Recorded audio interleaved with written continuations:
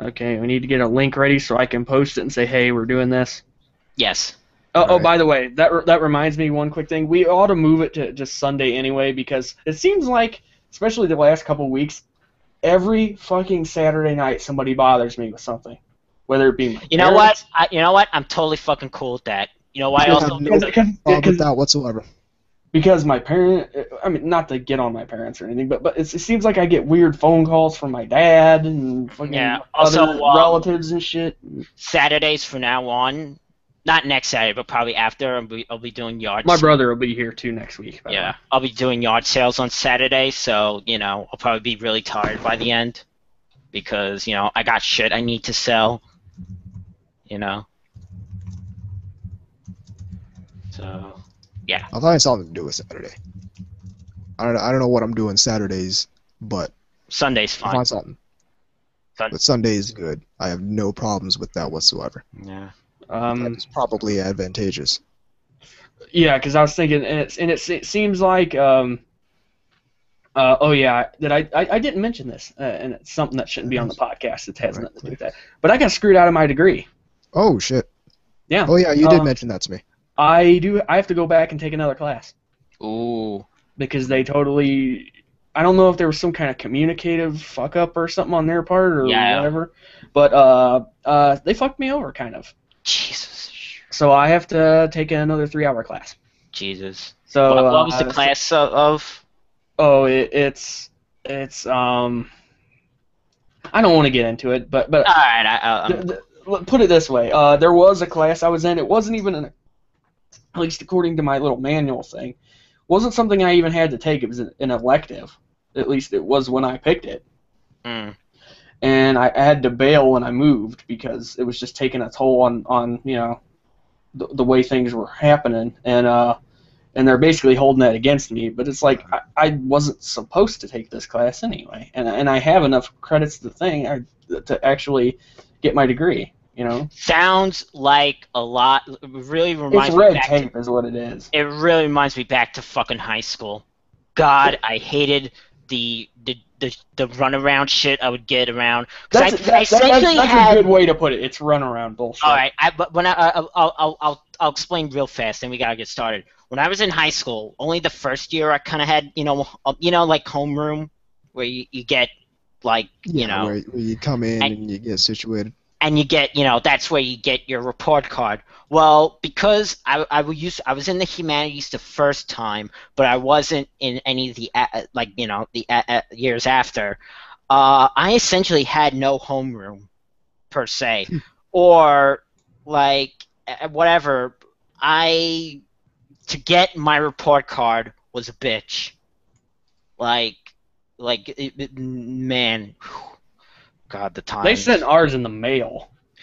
I just remember I used to just give, come in the next day. They'll, for people that didn't pick it up, they'll hand it to you. Like when because that was the only way I was able to get it. Okay. So. Okay. Yeah. Oh, okay, guys. Did you see my review? I know you don't care about toys. Well, we don't have time for that right now. We do have something to talk about after we're done recording. VZ knows what I'm talking about. Okay. Well, let's get going. For some reason, there's a hashtag Russian Yeti. Yeah, so that's why I don't follow the trend. Yeah, it's what I suggested to you, VZ. Oh yeah. Yeah. Okay. Okay. All right. So, okay. That's all set. Give me a second. He needs some water.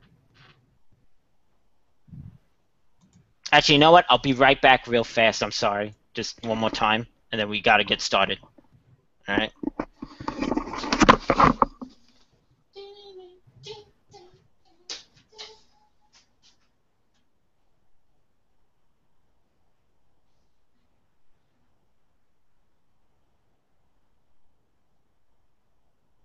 Do you have your water?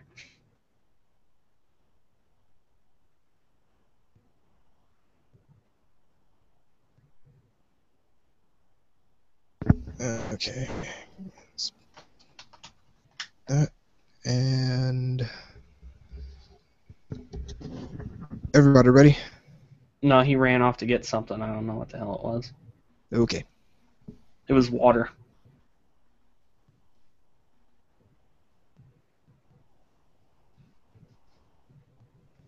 He's going to show us how to rocket in the streets. That skit. He got shot in his ear like 8 times.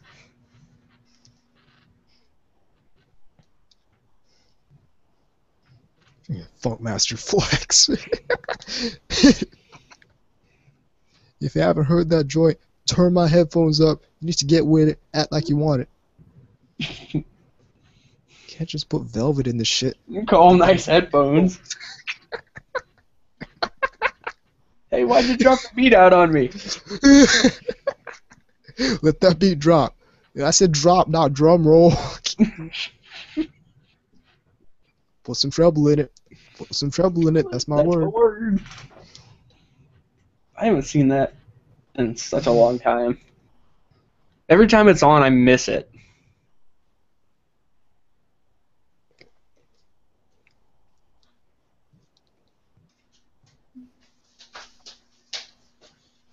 Alrighty. Okay. Yeah. So yeah, check out my Banshee review later if you want. Okay, guys. Alrighty. Yeah. We rolling here? Are we all ready? I called it Robot Unicorn Attack. As opposed to Robot Chicken. Well, it's that game that. Yeah, it's that game on Adult Swim. Yeah. Yeah, I gotcha. Anyway, let's go. Because it's the Unicorn Banshee. Come on. All right. Everybody. Yes. Yes. In 3, 2. In 3, 2. 1. Welcome to NTR Radio. I'm Tom Enforcer Anubis. I'm K-Gods. And I'm VZ Mark II. That creeped me out a little bit. I think that was the point. So what's up? Well, it's been a little while, as always, because, life, things. Indeed. Actually, I think we're on schedule this time. Yeah, holy crap. Somehow. Yeah, nature decided not to plow into the side of somebody's house. Yeah, see, now that we've said this, it's going to take like 8 weeks for the next thing to come out, because something catastrophic is going to happen, like a whale's going to fall on someone's house. Someone's going to find a drone lodged in their ass, or property of Halliburton. Anyhow. In the meantime, a couple interesting things have occurred. One, my brother will be in town, so that's going to be interesting. He's not going to be on the show. You don't want him on the show. Is he older than you? Yeah, a little bit. He's also in the armed forces. Oh, nice. Which service? Marines. So nice. This is a show called Strike Witches. You might like it. Not probably. You might like Apate more. If he was Air Force or a Navy aviator, you might like Strike Witches. Yeah. I don't really know what he thinks of anime anymore. I don't know. The last time I saw him was a couple years ago. So. My brother would just say it's demeaning to women. So. I don't think he would say that. This is a guy who listens to black metal. Yeah. Oh, okay. So does mine. So does mine. No. I'm talking about yours. Oh yeah. Oh. People that have actually committed arsons and all that good stuff. No, I like that music too, but I don't. But I don't make bullshit statements like this is demeaning. This cartoon's demeaning to women. But meanwhile, I'm gonna go listen to a bunch of guys that set fire to churches and be a hypocrite, sir. Yeah, I don't even know how much music he listens anymore because he's like just so his whole life is like work basically. So, but that's family shit. I don't want to talk about that. So, Well, to be fair, it was my fault. That's all right. No, that's fine. I don't have a brother, so I'm all set. Yeah. Not much happening with me. I did work hard on putting a review up. It's on my blog. It links to Collection DX, and it is of the Robot Damashi Unicorn Gundam Banshee Norn. So read that, and yeah. I made my I call it my ghetto little light box, basically. No, wait. Let me show you. I got it right here. That only works if somebody's watching it right now. All right. Let me describe it.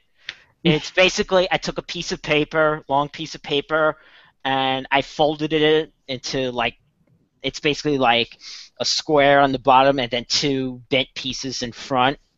So yeah, it's my genius. I need to make one of those right now. Not right now. And I put my figure there, and I don't have Bandai has a stand for these type of figures, but I don't have that. But my Figma stand works just fine for it, so that's what I used for the shots of it propping up in the air. So yeah. So one of the things Figmas, I ordered the Figma Miho Nishizumi. Yeah. Well, he's on that slippery slope, folks. You start with one. Oh, it's only gonna be the Girls and Panzers one. What hard could it do? Let's see how many Figma I have. A lot. 48. Yeah, you would be pretty close there. I think it's. Oh, I could actually. It's a wild ass guess. Yeah, I will look at how many I could actually look on my little chart here. Category. I could actually see how many I have right here on my collection, and 44 items. Yeah, 44. 44. Yeah, that's including 2 each of Hero and Sai from Hidamari. Yeah. Yep. In between the last in between the last episode, the end of Gundam Unicorn, no spoilers. I'm holding off on that because I want to rewatch Unicorn. Okay. I understand because there is a long period between each thing. Yeah, I completely forgot about everything that's happened. I did finish rewatching Zeta, so. Nice. Yeah, I have to say I'm not as pumped about the show as I used to be, even though I still love the design work from it, and Yeah. Okay. Well, we'll see. From my perspective, it's not purely a mechanical design of the show. So. Well, no, I like stuff that happens in it too, but sometimes it's just I don't know. Mecha shows that do a lot of the talky political stuff. Most mecha shows. Most real robot shows. Yeah. Stuff like Machine Robo, which is my favorite '80s robot show. Makes me do fucking cartwheels because that is everything that I want in a robot show. Everything from the hyper commercialism, buy this, you see this robot, go buy it, to the glossy, hyper exaggerated design where the very sort of, even though I don't think he worked on it per se, but Masami Obari look, that mecha. To the glossy, to the really 80s-ness of it, to, yeah. I could go on. That's more of my type of robot show. In the meantime, the History Channel actually showed something historical. Awesome. Believe it or not. They showed the World Wars, which was basically... Oh, yeah, I saw that. Yeah, I was watching some of that. Yeah. I didn't because I don't watch TV. Yeah. Okay. I still watch Ancient Aliens, though. But okay, for those who didn't see it or have no idea what I'm talking about, because they live over in Slovenia or something. Is that even a country? Slovenia. No, I'm serious. I feel like that would be familiar to me if that was a country. Jesus. Way to ruin the mood. Is there one a Lolistan or something? Is there a lowly standard? No, there isn't a lowly stan. Have we bombed it yet? Turkmenistan, Kyrgyzstan. Yeah, Pakistan. Slovenia is a real place, dude. Okay. No, that was a legit question. I wasn't sure. It's not to be confused with Slovakia. No, I understand that. I wasn't sure if you were joking or actually naming a real country. Now I it's a know. real place. Asking questions It's is a how we republic. learn things. Just like us. VZ AIDS lowly stan. Okay, anyway, going back. Yugoslavia. Yeah, basically going back to what it was is it was a little different than I expected it to be because it has reenacting in it, and like reenactment kind of shit in there. Yeah. What it does is what they did is they took both world wars and they had like a lot of key people that were in both of them, or not necessarily fighting in it necessarily, but we're just in it somehow involved. Like Patton. Roosevelt and Hitler. Yeah, exactly. Stalin and all that good stuff. I think they even had a little bit of. I think you saw even Tojo a tiny bit. Yeah, they did. Which it was just. He wasn't enough of a big enough player in World War I for them to have him on there very much. Yeah. But one of the things that was funny about it, at least it was funny to me. I don't know about anybody else, but when they were going over some of the stuff there, they really focused in on one of Churchill's biggest fuck-ups, which was the Gallipoli invasion thing. Not invasion, but they tried to basically get their some supplies over to Russia, right? And when they went through there, they were basically pincered in and just fucking slaughtered. Coming soon. I think they said. I think the number was like 60,000 or something like that. Dead. Coming soon to the History Channel. Strike Witches. See, that'd get me to watch TV. Actually, no, because I have the DVDs right here. That would, yeah. Why would that be on the History Channel? Why? Because Ancient Aliens is on. Yeah. Look, why is Ancient Aliens? You can't ask that question when Ancient Aliens is on the History Channel. Or you don't get to ask that question when Off-road truckers. Girls in Panza on the Military Channel. Yeah, I'd watch that. But see, that almost seems more believable though. Somehow. I think I could. Isn't there? I think there's a Guns and Ammo channel somewhere. I can't confirm or. Wouldn't be surprised if there was. Put a Pate and Stella on there. Okay, so yeah, they had that on there, and if there was one critique I have about it, and it's that the guy they got to do Hitler is kind of hammy. Not so much the dialogue itself, but the delivery just felt kind of cartoonish sometimes, which, I don't know. I don't know if it's just. I think it was because it was not him speaking German. It was him speaking English. Probably could be, but at the same time, I don't know. It just felt kind of hokey. Yeah. Sorry, World War II buff here, and Yeah. Oh, by the way, this month, hopefully it actually comes out. That hentai that Kay got told me about. Para. Yeah, Para Teacher. I'm so pumped for that. I watched the preview for that. It looks amazing. Yeah. Does it now? I haven't done that yet. Oh, yeah, well, it's on my blog, but yeah, it's basically Mayoi Hachikuchi in a hentai. That's essentially what it is. It's like, okay, we're gonna take Mayoi Hachikuchi, change her hair a little bit and put her in a hentai, and there you go. They just pandered to VZ,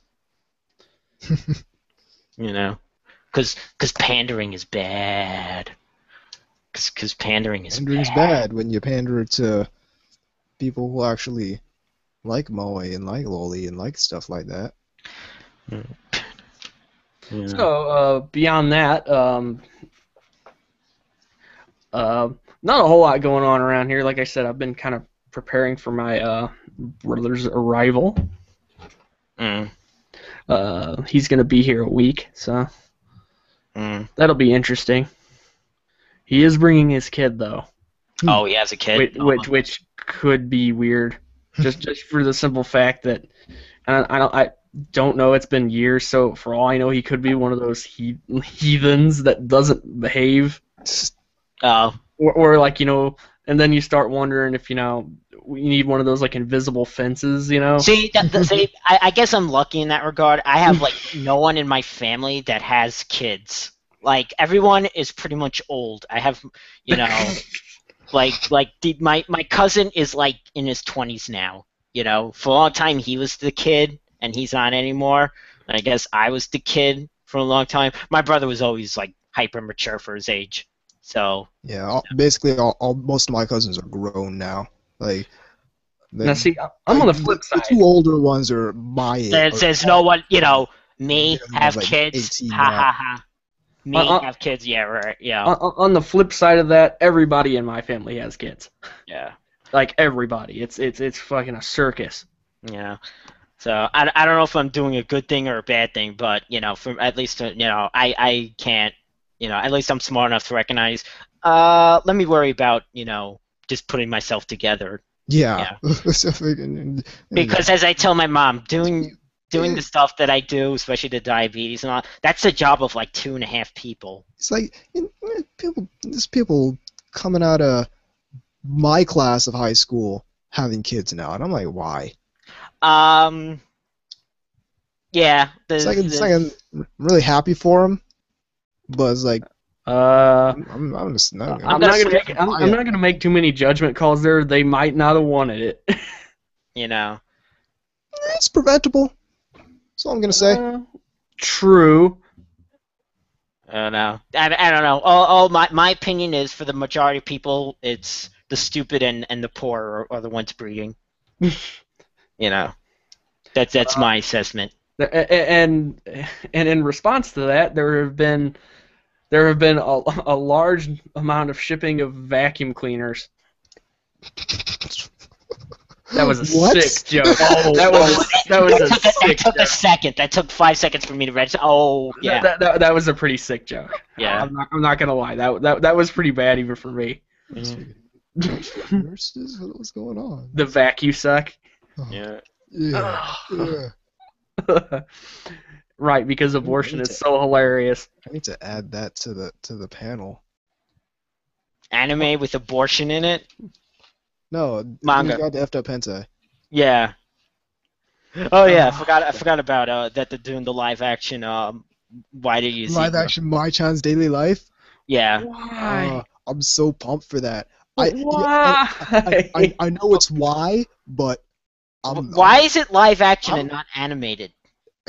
You know what? I don't care. It's gonna be in the panel.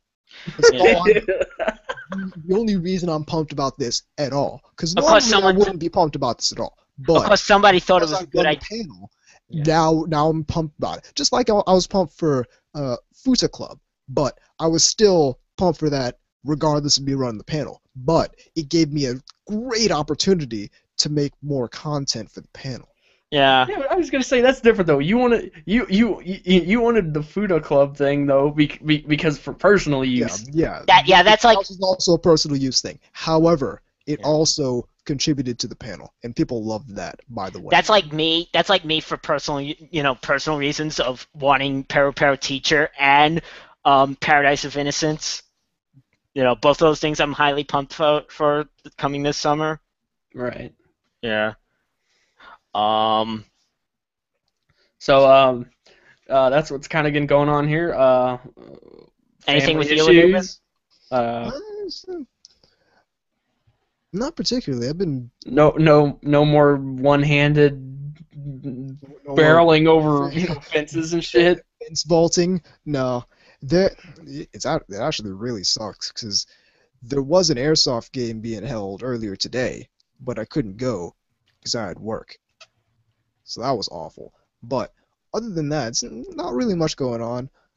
Watched some anime. I finished Gunbuster, which we'll talk about in the next segment.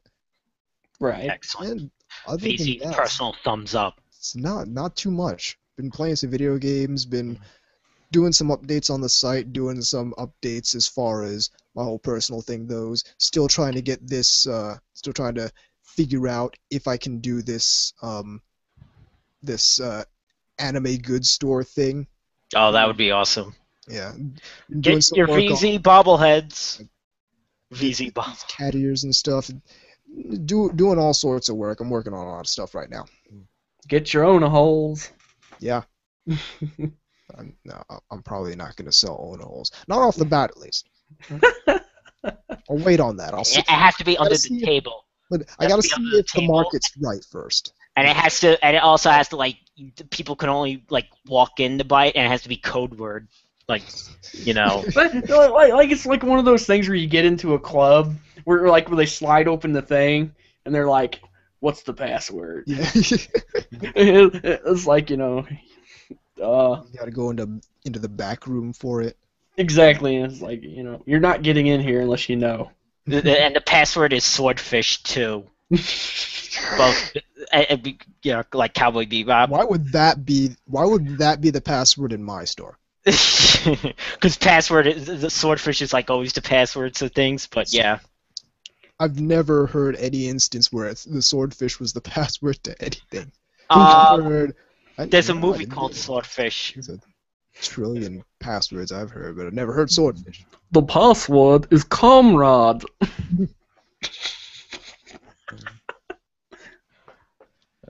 What would be a good password for me to say to someone? Let's see.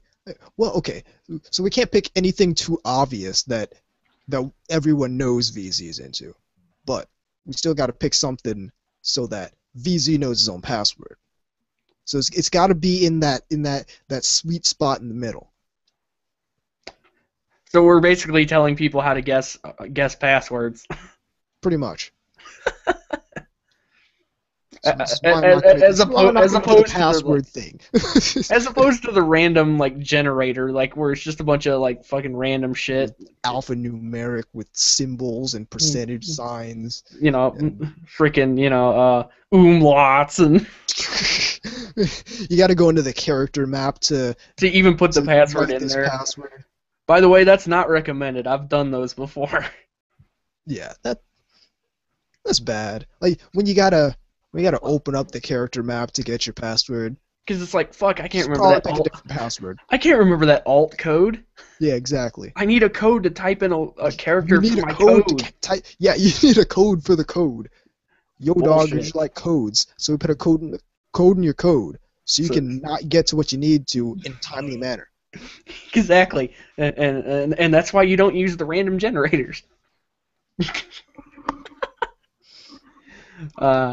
In any case, we're going to take a quick break here. Keep it right here on NTR Radio. And that's the stop button, and I hit this button here, hit that button. And all of a sudden it's playing that rainbows, lollipops, or sunshine, lollipops, and rainbows. Is it this button? And then, I don't know. I just find that funny that you said that, Easy, because you're always talking about your brother who listens to black metal, and I do too. But I just found that funny because I remember when he was arguing with me about Gaul from Gorgoroth. Oh, I told you. Yeah. I was like, dude, you're fucking wrong. He's gay. He's married to a dude. I don't know. So. He won an award. At like, you know, he's part of the gay community. Like, you know, he got some kind of award or something. You wouldn't think so. You know, black metal guy. But he also has the best part in that entire Sam Dunn documentary, Metal: A Headbanger's Journey. Satan. Yeah, exactly. He's sitting there with his glass of wine, and it's like, you know, he asks him, and I'm paraphrasing, you know, what inspires your music? It like dramatic panning, and it's like Satan. Yeah. What inspired? So easy. What inspires your artwork? Lolies. And here's something else Satan made: Japanimation. Remember that? That's a Mystery Science 3000 joke. But that actually was a joke from there. They actually did say that.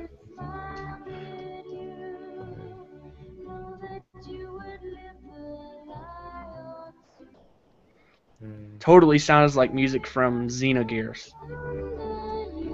This is everything you've ever dreamed. This is a proposed. Okay, so during the scene in End of Evangelion where instrumentality begins, right, it starts playing "Come Sweet Death." Right.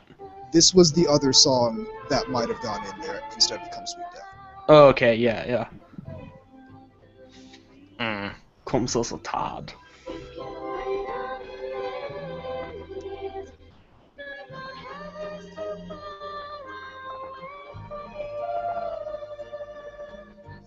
Apparently, Michael Bay is because they asked him. He's alive still. Because the explosions, yeah. Yeah, that does. No, but wouldn't it be ironic? I'm just saying, wouldn't it be ironic in a crash? A suicide bomber or something like that? No. I meant like a plane crash. But okay, that's even more messed up. But someone asked him, because he both does Transformers and he's doing the Ninja Turtles movie. Someone asked him, so what else, franchise thing would you like to do? And someone said, have you ever heard of this? I don't know if you ever heard of this, but there's this thing called Evangelion. Yeah, no. That's just a bad, even just an idea that's bad. I just, what he needs to do? He needs to do an adaptation of the old NES game Blaster Master. Look, the name, just the name alone. Blaster Master, a Michael Bay film. That's not my problem with the movies that he's done. My problem is the insertion of material that has nothing to do with what the franchise is known for. I like my idea better because they're bad. I don't need to see dogs humping on the on the fetus. That's exactly what was in. That's exactly what they did in the second Transformers. You could just turn it on Animal Planet or even like America's Funniest Home Videos. Or the part in the movie when the mom like she thinks she gets oregano, but it's really pot, and she starts all acting out. And it's like, the way that nobody actually acts on marijuana. Basically like those fucking dumb commercials. It's some sort of like all hyper reefer madness bullshit. Yeah, I was about to say reefer. Yeah. Like the one kid is like, oh, it's so hot right now. And then she was saying to the students, because it was when Sam went to the college, and he's like, his car talks. My son has a talking car, and he's like, keep this person away from Knight Rider. He's like, talking about the GPS, of course really talking about Bumblebee, but yeah, that's what. Come and get me. Yeah. Like, I'm not bothered by the designs or, because I'm not one of those people that's like, oh, it has to be exactly like the original cartoon type of people, because that, I believe these things are its own thing. It doesn't have to be like, I'm not like that. My problem with those movies is you think when we come back, when we announce ourselves, we should play our theme music? We still haven't found a chance to do that yet. We have theme music? Yeah. Yes. All right. Remember? Because we were originally going to play it. What the fuck? Where were we originally gonna play it? We're gonna play it on the allow us to reintroduce ourselves episode. Oh yeah, and things happen. And then we ended up not doing that. I need to reintroduce myself. My name's Ho. I'll be back 1 sec, and then we'll return. We shall return.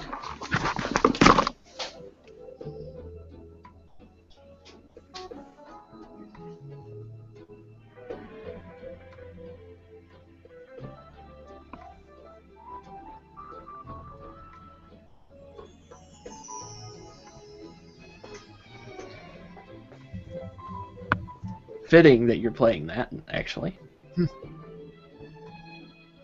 Yeah, that's why I uploaded it to the thing like right before we started recording, because I figured it's the Gynax episode, so I'm gonna play Evangelion songs.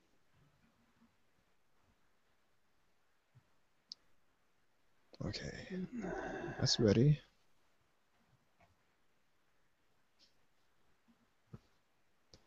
I'm gonna be right back. Yep.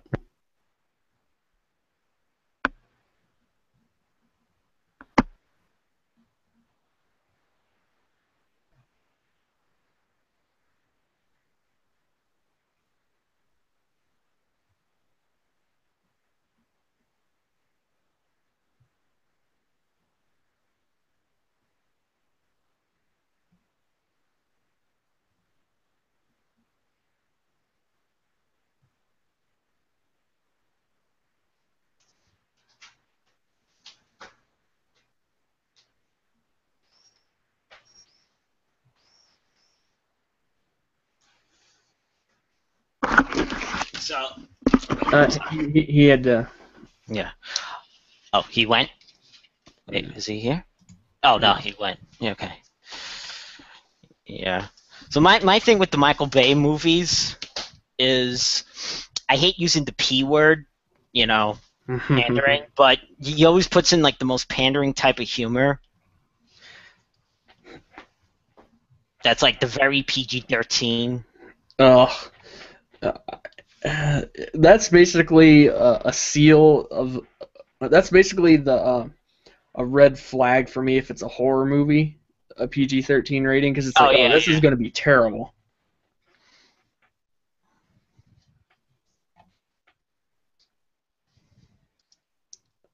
And I'm back. And he's back. Awesome. Yeah, that's set up.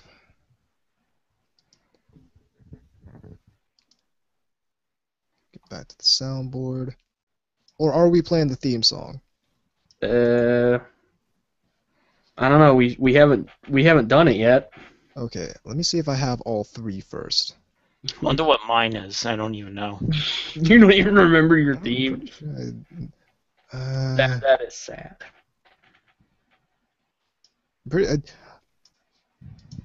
I have A Sunny Place 2. If you want that to be your theme. Sure. Okay. That could be one of my themes. We're allowed more than one. Yeah, I'm fine with that. Yeah. I'm just gonna keep mine. It works. Down soundtrack. Bye Bye Mars. That's all set.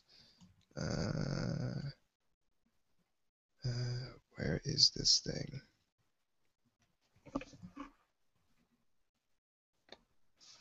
Though I think the restriction was that it had to be game or anime related. Yeah. Otherwise, mine would not be this at all. Where is this thing? Saga Frontier Battle 1. Okay. So I do have all three. Okay, it's up to you. I mean, you have the power. Nintendo power. How would we do this anyway? Like, what do you mean? I don't know exactly what the entire methodology behind that's going to be. What, we come in, I'm so-and-so, insert. Yeah, but then it's going to be like 3 seconds of music. Oh. That's what I'm saying. Oh, well, again, it's up to you. Let's just do this how we normally do. No, okay. Bring that back up. That's good. Everybody ready? Yep. In 3, 2. Welcome back to NTR Radio. So, if you couldn't kind of tell from the foreshadowing in the first segment, this episode is the Gynax episode. Yep. Awesome beans. Really? So I mean, if I had to pick out of favorite anime studios, Gynax is definitely up there. Yeah, I mean, I like them a lot. Certainly. I like them a lot. I wouldn't say they're my absolute favorite, but because that would be either the stuff like Keone or Shaft, or if you want to go old school like Artmic or AIC. But Put it this way, there hasn't. I don't think I've seen anything they've come out with that I haven't loved. Well, I haven't seen everything, but I've seen their most fun. But a lot of the stuff that in memory, I can't remember anything that I've seen by them that I haven't been really pumped about. Okay. Well, I don't remember you freaking out about Hanamaru Kindergarten. I didn't watch Hanamaru Kindergarten. Oh, you would love that. That's a good Iyashikei type of show. Oh.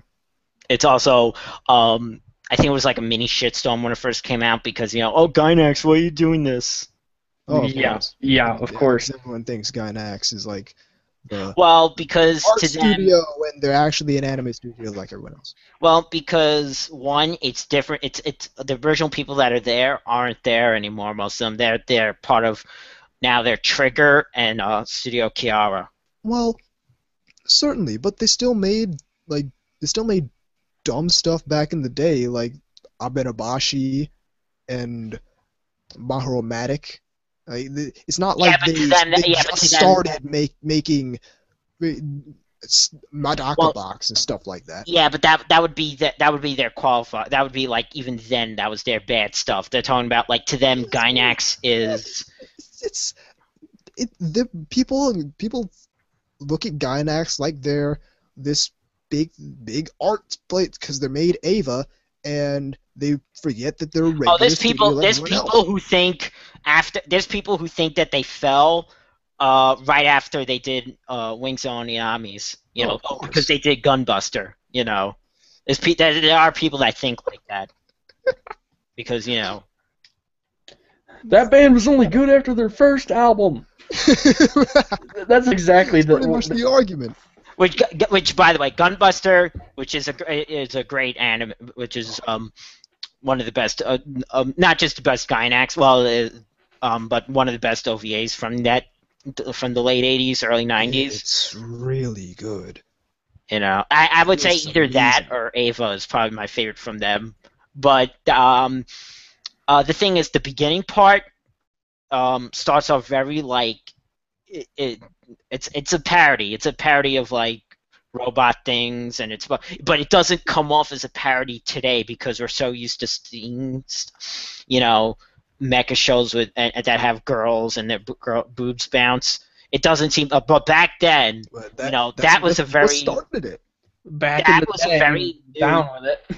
The OVA era really, like stuff like Gunbuster and Ixer, really started the whole like heroine mecha pilot, as opposed to the Sunrise show where only males are like there's certainly female pilots on like Gundam, but they were never the doomed girlfriends. Yeah, basically. But yeah, let's not kid ourselves. Sunrise is probably the king of that trope. Oh yeah. Well, Toei also was like basically a men's only pilot club. No, I didn't mean that. I mean the doomed girlfriend. I figured that too. Yeah. Yeah. Gunbuster was great. Yeah, most people. Okay. Okay. That's probably not a good way to put that either. Like you said, we just mentioned they're numerous. Yeah. Yeah. Mm. Now, have none of you seen Wings of Oyamis, right? I have not yet. I have. Yeah. 2 words. Attempted. All right, 3 words. Attempted rape scene. That's it. I'll just get. Yeah. Okay. Moving along. Complains about that, and let's move along. It's like, it's media. It's not real. No, that's not what bothers them. It's not that it's a rape. It's the fact that it's the hero character doing that. Oh. Holy crap! It's media. It's not real. Oh. Because there's no such thing. The hero's supposed to be infallibly and like justice and I was just you beat me to it. I was just gonna say because we all know that protagonist characters are completely infallible, beacons of morality and. I want to call Shinji, the most idealistic hero either. I know it's like times get tough. Jerk off on the comatose. I mean, like, and I can totally see him being put on trial for that. And like his response, well, why did you do it? It seemed like a good idea at the time. Which by the way, yeah. During the break, I said that Michael Bay was interested in doing a live-action Ava. But and I'm like thinking, so would he have that? What would replace the fapping in the fapping to comatose Asuka? I don't know. Are they trying to sell us a Burger King Whopper or something? Who knows? Yeah, well, that or it's got to be the worst PG-13 Mountain Dew humor. It's got to be the worst PG-13 humor. Like, no, yeah. The Avas would have like Mountain Dew on its side, Yeah, they would. Yes, they would totally be. They would be like NASCAR, where they have all those fucking sponsorships everywhere, like Tide and shit. They'd have like Tide and 7-Up and crap, just like. I am ruining a lot of people's mind right now. I already can feel somebody listening to no, don't give him that idea. The Angels blow up a 7-Eleven. and someone's holding a hot dog and say that was a hot dog. They're in the entry plugs playing an Xbox. Mission failed. Oh please, they had. Cool. I think we broke his brain. They had a Transformer Xbox and a Transformer 7-Eleven soda machine in the first movie. Gotta get that product placement. Yeah, exactly. Oh, and don't forget the Nokia Transformer. Of course. Okay, let's try to get back to Gynax. It's awful. It's bad. See, yeah, it's just bad. Yeah. I love both episode 5 and 6 of Gunbuster. I think that was the best. Well, I like the whole thing. So. Well, I like the whole thing. I'm not. But it's just 5 for the action and 6 for the drama part. Yeah. I don't care. That's in my Gunbuster.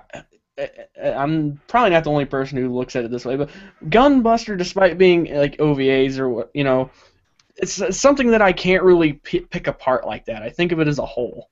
I have not seen. Well, to a certain extent. I seen years ago, and I didn't care for it. But then I wasn't into that style. Die Buster. Oh yeah. Okay. I should really see Die Buster. Probably watch it. Because I should see Die Buster because I like both Gurren Lagann and Kill la Kill, which isn't technically Gynax, but it's that guy. It's Gurren Lagann. But I never really. I didn't hate it, but I never got super into Fooly Cooly, but only because Fooly. Well, I love Fooly Cooly. Yeah.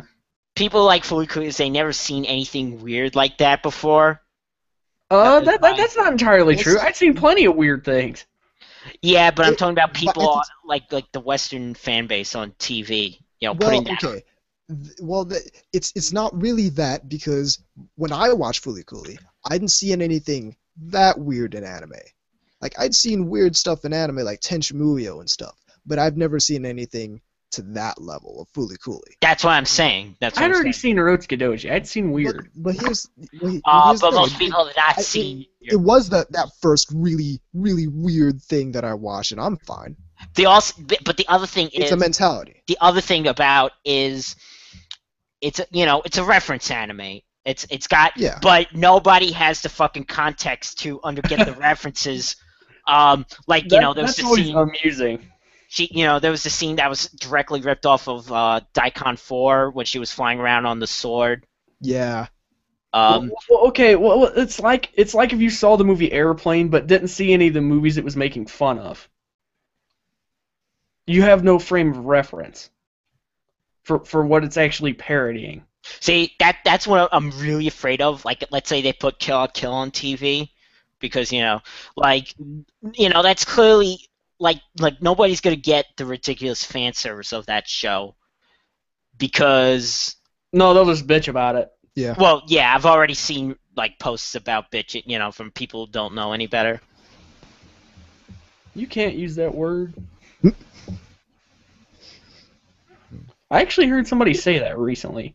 Patriarchy. No. I mean the word bitch. You can't use that word. Well, too bad. I kind of did. Sorry. I mean, I'm not, but I'm gonna feign that I am. So Well, let's talk about Daikon. yeah. Because when I first saw those two shorts, Right. it was great, and like knowing the entire story behind them. Which, by the way, only really the first one was like the more fan-produced one. Yeah, the like first amateur. one was more amateur. They actually had like sort of kind of a production staff. Yeah, the actual studio for the second one. Put it this way: the people that did that were also working on Macross. Do you remember Love? Yeah. Like that was their training. Was that movie? Then As opposed to the infamous Red Bear Empire. What? You said Daikon. Oh. So. Yeah. So that's like knowing that it's just. Oh yeah, a bunch you read of the people, book, No Techie Memoirs. Yeah. Read that book. Great book, by the way. Highly recommend it to anyone who's actually into anime. And actually interested in Gainax and how all this kind of stuff got started. Because it's really eye-opening. It's actually really inspirational as well. Like the whole thing behind the Daikon animations that's just it's so the whole thing makes it entirely more beautiful than it already is to me. Yeah, yeah. Yeah, I suppose. I mean, something should be able to stand on its own, but certainly there's something to be said for being able to put something in context too. Oh yeah. Which, by the way, I love the one scene where you see the Valkyrie that pulls the beam set, like its head cannon like out of its head. Yeah. That and also you can't forget the SDF one with the Yamato and the ship from the Arcadia. Oh yeah. Mm-hmm. Yeah. Yeah, that was just the whole thing was great, like full of references, and the animation was great. The whole thing just came together really nicely, and it's really fascinating knowing that it was made by a bunch of upstarts who decided, yeah, we're gonna do this. Which, by the way, there's something makes me wish people. Yep, that's what happened. It makes me wish people in the U.S. would do this. Stop bitching. Oh yeah, totally good. But see, it's so much easier to bitch than to actually do anything, worthwhile. There's one scene in that Daikon that nobody ever touched upon as a reference, and that's in the background. You see the ground, and it's like those hexagonal squares. That's a tabletop gaming thing. Oh, all right. Yeah, I think that's from tabletop gaming. Which would explain the whole. Yeah. I'm gonna be honest with you. I haven't seen these things in a really long time, so I pretty much watch them periodically just to watch something great again. Well, the reason I say that is because I'm trying to get the visual of what VZ's talking about. I know what he's talking about, but I'm trying to see it in my head, specifically that the tabletop thingy. Yeah. But what is it? Moving along. I think we could talk about Otaku no Video. Oh yeah. Which there are people to this day who still think those live action parts are real. Yeah. Not real. Those are satire. That's a satire. Those are Okay. Gainax employees. Okay, here's the thing. Otaku no Video is basically not just self-referential, but it's the story of Gainax. Yeah, it's basically the Notenki memoirs with ridiculous artistic license taken. Yeah, and I honestly think if you're an anime fan, you should see this. Yes, absolutely. Regardless. Yeah. Yeah, one thing. Or if you want to be cute, you can say irregardless. Yeah. Oh, Let's not say irregardless. I'll listen to that episode. I hate when people do that. Irregardless. I honestly think that was made. They decided to make that because of the whole not Hayao Miyazaki, the other Miyazaki. Was still, the whole thing was still fresh in people's minds, so they wanted to show people like otaku being as a positive note. Right. Even though they have also the live action shorts show them being kind of shitty people, but that's your perspective. Kind of shitty people, but not killing elementary schoolers shitty. Yeah, it's yeah. Not killing them and fucking their corpses and eating them and sending the corpses to their relatives with cryptic messages. Which sounds like something that shitty. Which sounds like something you would hear about in Full Metal Jacket, like this just sounds like a report you would get over the thing. Yeah, the Viet Cong. Okay. We don't want to get too political with that. But yeah, I greatly enjoyed Otaku no Video. I almost had to force my anime club to watch it. Almost. They did vote on it, so I was. Oh well, they got to see it at some point. Yeah, and they all enjoyed it, but it's that important that I feel like. Did they see it or not? Everyone needs to watch. No, they watched it. Oh, they did watch it. Oh, yeah. Yeah, I mean, he kind of pulled the fascist thing. It's like, you're gonna watch this. Yeah, I almost had to abuse my power as president. At least I can just see you putting like people making them put toothpicks on their eyes. It's sitting there like restraining their hands behind the chair and shit. At least you're not a shitty person that threw people out from wanting to see Toradora or something. Yeah, that's awful. I'm not gonna wink. You can get people out for wanting to watch Toradora. There's. Which, by the way, I never actually watched Toradora, but I know about it. I know of it, but it's like there's shows that we're not gonna play in the club just because either one, everyone's seen them, or two, I just don't want them played in the club. But it's gonna throw people off for want to watch Toradora. It's there's I can count on one hand. In fact, I can count on 2 fingers the anime that won't be played in the club just because I don't want them played in the club. It's Red Line and Flowers of Evil, for those who are wondering. But the other ones, everyone's seen them, or everyone should have seen them, or people who haven't seen them can go and watch them on their own time. But the whole purpose is to expose people to various different kinds of anime and not just watch everything that they've already seen. But I digress. Okay. I bet Anubis was really identifying with the military otaku guy. Actually, yeah. No, that guy sorta kinda resonates with me to an extent. Yeah, I just like the guy that was getting all all hard on about Macross, and he's like, "Did you see the military? They're gonna use these things and that have actual laser tracking, just like in this anime." I was like, okay. Of course, we can't talk about Gainax without the elephant in the room, which is, of course, Neon Genesis Evangelion. Eva. You aren't gonna say Hanamaru Kindergarten? I said the elephant. I said the elephant in the room. Not the toddler. Yes, Ava. Not the fucking mites that nobody can even see. But yeah, Evangelion. Tumbling down. You probably should have seen it by now, I would hope. Everyone should see Evangelion. It's one of those shows that everyone needs to see.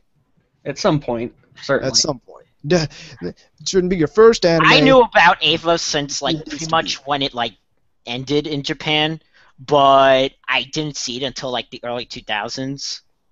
I saw it pretty early on. I'm trying to remember.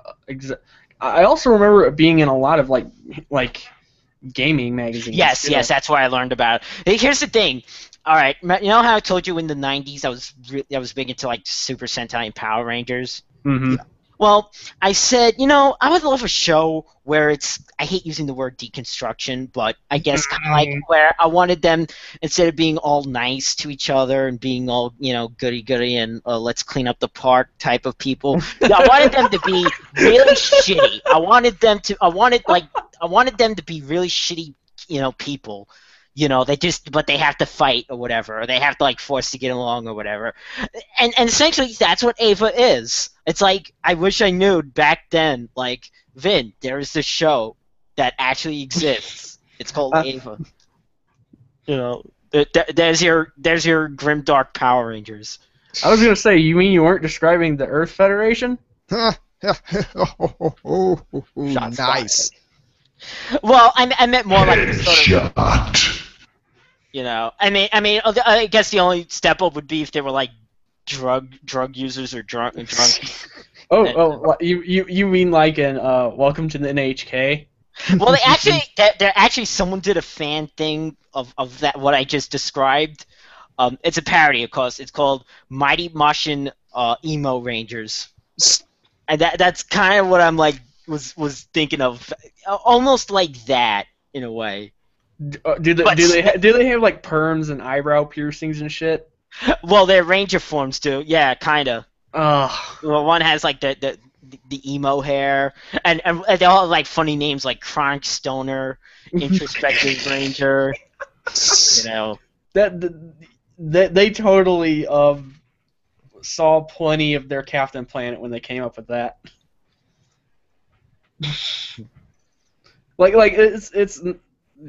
Their names are what they are. Hoggish Greedly. So, Verminous Scum. It's they just wrote themselves. They're just well, what does this person do? He loots and he plunders. So what did they say about Ava in the book? I haven't quite reached there yet. I will say one thing. Now, when I got it, this will reveal my age here. When I got it, I was getting it on VHS. So that was 2 episodes. Oh, yeah. So there was 13 tapes. Yeah, that's right. Yeah, it was kind of expensive. And that's just it. It cost more than your average anime did, too. Were you buying it or were you renting it? Oh, I bought it. Oh. I wonder if you still have those. No, I got rid of all my VHS because I no longer have a VCR. I don't have any of my tapes, but for different reasons. I had one VCR years and years ago, and it finally went kaput. And I was like, oh, good riddance. I never used it anyway. I don't know. A VCR, even imagining going back to that now is I have nightmares about that. Please rewind, please rewind. By the way, sir, we're going to charge you an extra 50 cents. It's I rewinded it. Someone else watched it or a movie or something and forgot to do it. It's man, fucking asshole. Anyway. Yeah. Evangelion. I was renting it in when I was in my school. And then, just as I finished it, one of my classes we were watching End of Ava, which I told you about. Which, if you've never seen the show and then watch that, you have no idea what the fuck. There was literally no launching pad for that. Yeah, but it's deep and it's postmodern and yada yada. There's that word. That's the other P word I hate. It's It's postmodern. It's pomo. But Yeah, so it's like Well, was it? This is a teacher who took the Susan Neighbor book seriously. Oh, Like that was what our reading thing was in that. ooh, ouch. Yeah, I hated You know, that. crater anus. Yeah. yeah. The way I watched it was through one of those cable on-demand things. Oh yeah. I occasionally still watch anime that way because I'll see like some kind of sampler or something. It'll just like, there's nothing else to do, you know. Yeah. Actually, the first I before I rented it from the school, I did see Ava on. They had a thing called on Toonami one time called Giant Robot Week. Yeah, I remember that. I didn't see Ava through that because I always missed that, but that's why I saw Nadesco first. See, I must have not have been watching it anymore at that point because I don't even remember that. I just remember the part when you see Masato in the bath in like the first or second episode. Mm-hmm. They put a bikini on her. Of course, it's Toonami. Yeah. You just still didn't see her nipples anyway. Yeah. I know. I also was watching. I remember they showed the first and then the last two of Robotech, and that's literally the first episode of Macross and the last two of Mosquito. What? Yeah, I didn't. This had to have been well beyond after I had stopped. I think the first of Macross and then the last two of Macross wouldn't have made sense to anyone. The first of Macross and then the last two of Mosquito, no one getting anything out of that whatsoever. What else do I remember? I think I might have seen Gigantor in that. I think they showed Gigantor in that. I know that they showed Nadesco, but I didn't see it. That show, that OVA Die Gunder, was that it? Die Gunder, I think it was called. I literally have no idea what you're talking about. I just know it was this robot show. I think it was an OVA where it like was a super robot, but it tried to give practicalness to some of its, like when it would launch his fist, which is a very super robot trope. Yeah. Oh yeah. But they would have to like, instead of like it firing back, like landing back on the arm, it would like go. They would have to like tow it back or something. I don't remember. I know Nadesco did that, but I know it's not what you're talking about. Yeah, I'll look it up later, but I think it was called Die Gunder. And I'm almost certain it was an OVA series, not a TV series. But yeah, it was expensive. It was a hot title when it was even on VHS, and they charged a premium rate even for like a dub of it or anything. Now, did you buy like the dub or the sub? The sub. The sub. All right. What do you remember how much each of those were? Oh no, it was ungodly though. Like probably 40 each. Yeah, it was something ridiculous. I remember that. It was. I think it was over $30 with tax. Hear this? And today, people are complaining about the 4 episodes for Blu-ray for $40 on that's Japanese. That's close to like more like Japanese pricing, but they're still complaining. Granted, it was more expensive than some of the other stuff out there because it was such a big title. Right. Yeah. And they kind of took advantage of that. Yeah. But there's people who even complain that 35 to 40 for a whole season's worth is too much. No. See, that cracks me up because these people clearly didn't live in that time period, or they might have lived in it, but they weren't anime fans. Oh, there's people who just the concept of buying anime is like an alien thing because we get it for free. Why should I support anything? And then you wonder why they're not making what you want. And I don't wonder why. And the Japanese. Well, no, we don't wonder why because we know how it goes, but they wonder why. Yeah, well, I'm just saying, and then the Japanese industry just like thumbs up their nose and say, fuck you people, we're gonna make. It's not buying stuff. Also, Die Guard was probably what you were talking about. That's it. Die Guard was something else. Totally. Yeah, Die Guard. That's it. Anyway, Giant Robot Week. so we're talking. Since we're talking about Evangelion, we should probably talk about the myriad versions of it out there. Because sure, there's the series, but there's a lot of other stuff too. I mean, you got the series. You've got Death and Rebirth. Death and Rebirth. You've got End of Ava. You've got the Rebuild series, and then you've got the various manga. You got the manga itself. You've got the Shinji Ikari Raising Project, Angelic Days. Oh, what was one that? where Shinji's some kind of detective. Yeah. Oh, that just sounds so terrible. There was also the thing called Petite Eva. Petite Eva. Yeah. Do you guys remember this floated around a lot during the late 90s? Oh, the reprise of Ava? No, that's not what I was going to say. What? I was going to say this floated around toward the end of the 90s and the early 2000s. The porn. Oh. Oh yeah. Oh yeah. Because it had the Nine Inch Nails music and shit. Oh no, I was gonna say there was like this fake-looking but very convincing poster of like an Ava sequel called The Reprise of Ava. I think I remember hearing about that. Like I don't remember anything about it, but I remember hearing about it. Yeah, that has nothing to do with what I'm talking about. That has nothing to do with what he's talking about. Yeah, yeah. So of course there's the rebuild. Since I mentioned porn, there's a live action thing out there. You should at least watch the trailer for it. There's probably a couple. Oh yeah, that's the one with Goro. That's the one with Goro. It is like the most absurd trailer. Yes, it's the most overly produced ridiculousness. Yeah. At least give that trailer a look. It's pretty funny. Of course now we have the redo movies. Yeah, right, the rebuild. Yeah, the rebuild. And 3 of them are out so far. The 4th one is the third movie. The third movie, a lot of people were like divisive on that one. They really were. I've seen.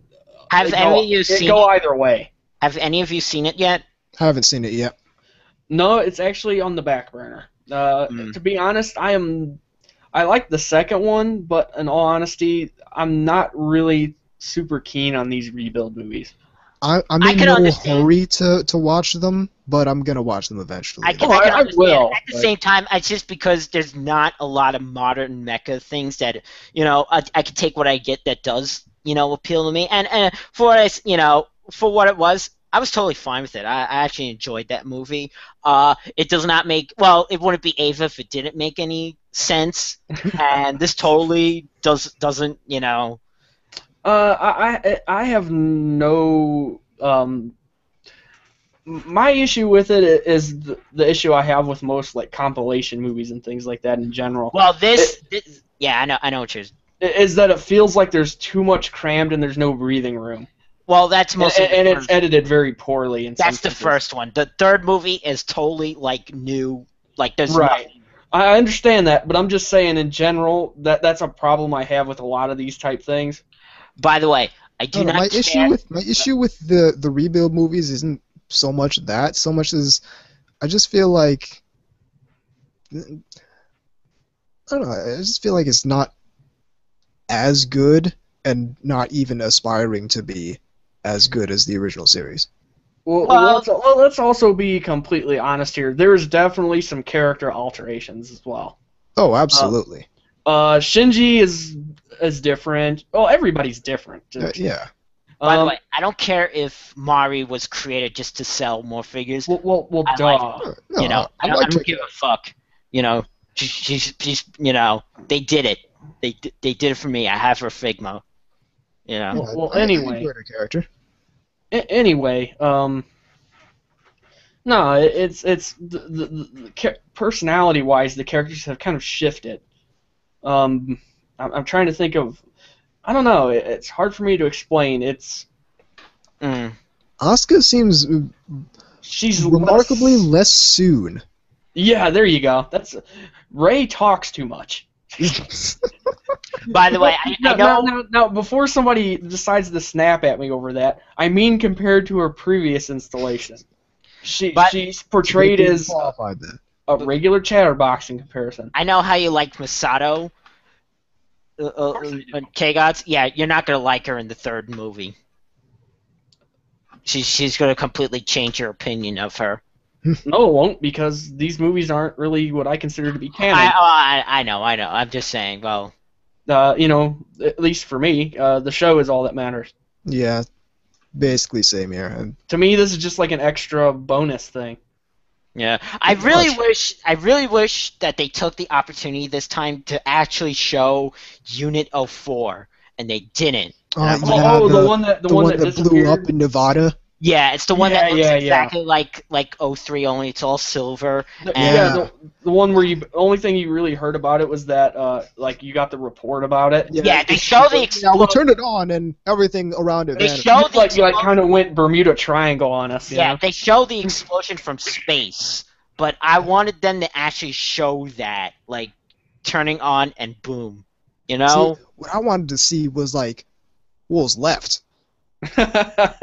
Is like what is like that entire area of Nevada just gone? I mean, how would you now? It's like that's what I'm wondering about that. But Anubis, how would you even tell the difference? It's Nevada. Which, by the way, like as much as it's fan fiction, it's incredibly fan fiction-y. Some of these Ava designs in the third movie, I still kind of enjoyed. I mean, there's it's not even Ava 01. It's called Ava 13. The Shinji pilots, and it has 4 arms. And then Asuka's Ava 02 turns into a tiger form. I'm sorry. Okay. I love Asuka to death. But I can't get past the pirate look. I can't do it. I'm pumped. I'm pumped about the whole Solid Snake, the whole big boss Asuka look. And apparently in the trailer for the 4th movie, even though who knows if they're going to actually use that concept, Ava 02 and Mari's Ava 08 are half and half together. Yeah. What I was actually going to say, fortunately, since these movies have come out, I have not kind of run. I'm going to see it at some point, and somebody will probably send it to me after this podcast with a check this out, the anonymous screenshot. I've fortunately been able to avoid any of these dojins with her with the eye.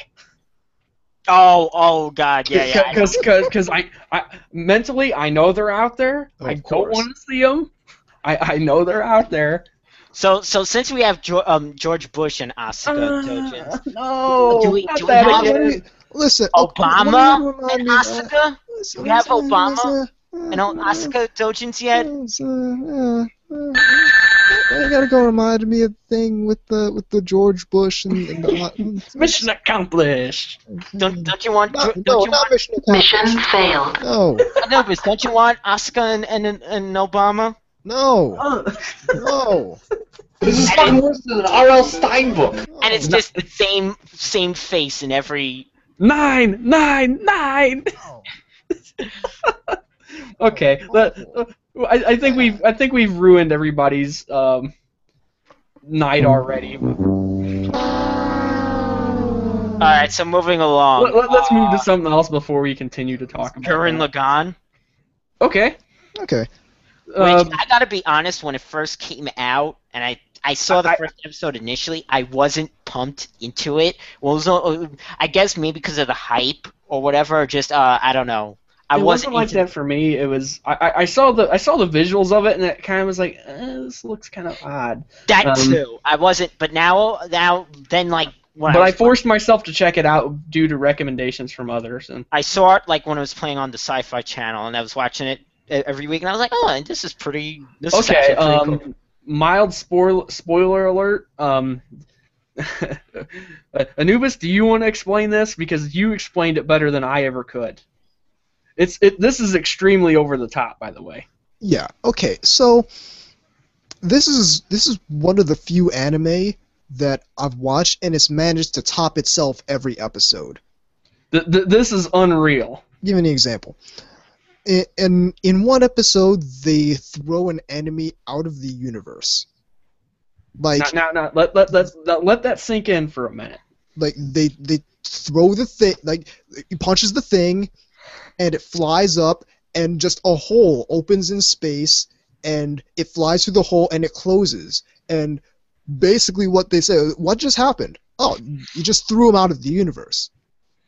And this happens like in the middle, so it somehow tops throwing an enemy out of the universe. There you go. And I'm glad you remembered that, because that is the best way to describe it. If that doesn't make you want to see it... I'm never going to forget that one moment. They threw an enemy out of the universe. I've never seen that happen in any other anime ever. Now... More anime should throw people out of the universe, because that's awesome. Yes, it shows like this raw display of power. You can just throw enemies out of existence, basically. That is just very much a primal thing. It's like, oh, that is so awesome. It's ridiculous. Yeah. It's just cool. Like, that's what you could say about, Gurren Lagann, is that it just runs on the rule of cool. Yeah, it's cool. Like it really is. They combine with the thing, and the thing drills into its head, and it becomes a robot, and it's a robot sitting in a robot like that. It's just cool. It's just if Anubis's description about amazing. If Anubis's description about the thing being thrown out of the universe doesn't do it for you, I don't know what to tell you. He throws him out of the universe. And that's only the beginning. I had to rewind that because I wasn't sure what happened. And they said, One of my favorite things universe. One of my favorite things to throw at people is just saying that Yoko is 14. But really, you take that idea and keep in mind that there are things crazier than that continue to happen. Yeah, that was in the middle of the series. And it tops itself every single episode. Throwing galaxies at each other. They're hopping, landing on galaxies by the end of the thing. It's like, what the hell did I just watch? How to get from this point tiny A to thing, point, not even as tall as me standing, this little round robot, how to get from that to jumping on galaxies? It's like this is cool. There's really no other words you can use to describe it. It's just awesome. Now we're going to do a little flip side into the less highbrow, if you want to say. and as an aside, anyone who watched and enjoyed Gurren Lagann should also watch Gunbuster.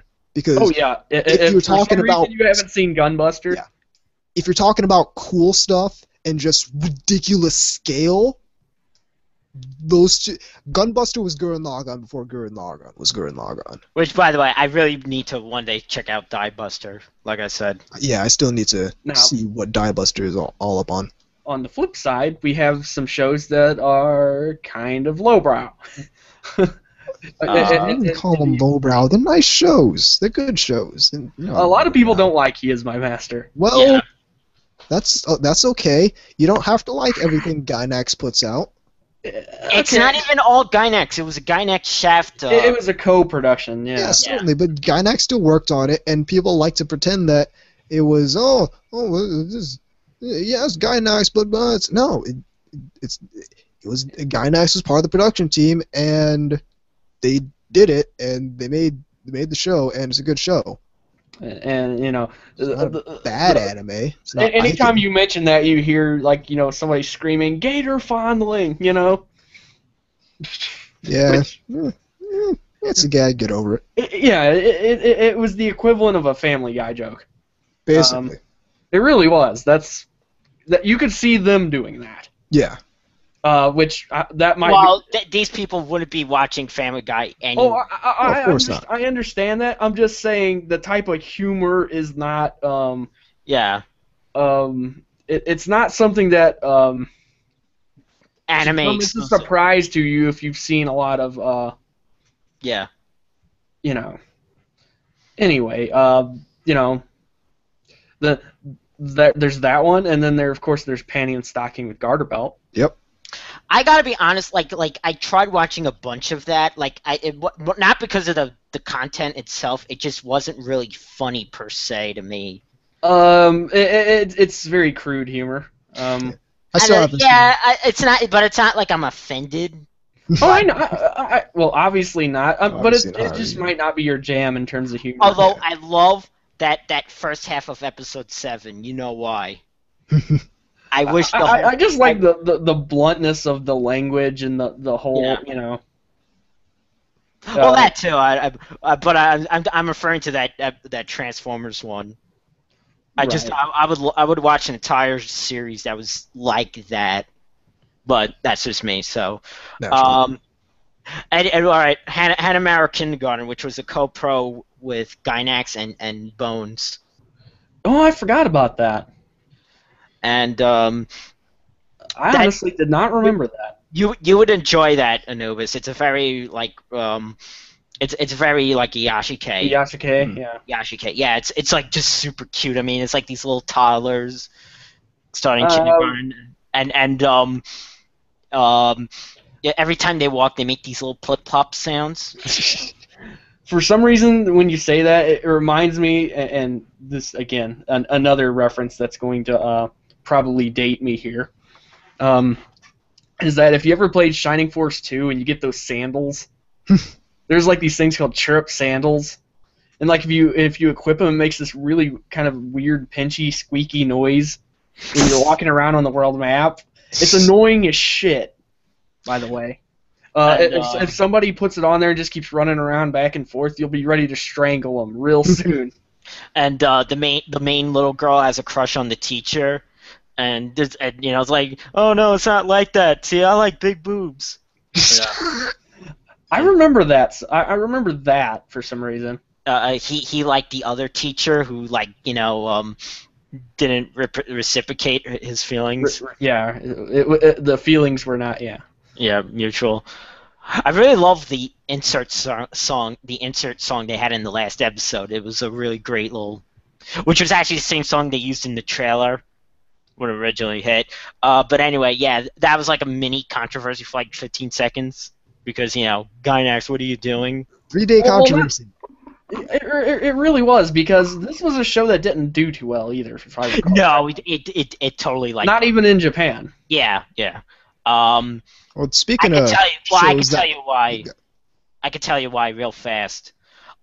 Something I call the magic Moe age number, where I thought you were gonna say because so many other things were coming out at the same time that they that's another factor. But usually people go more Moe for like junior high school or to high school characters because they're more relatable. They're more fappable. To the bluntness comes out. Awesome. Yeah. Speaking of shows about as subtle as being hit with a spike bat. I'm just saying that's what Otaku were probably thinking. Yeah.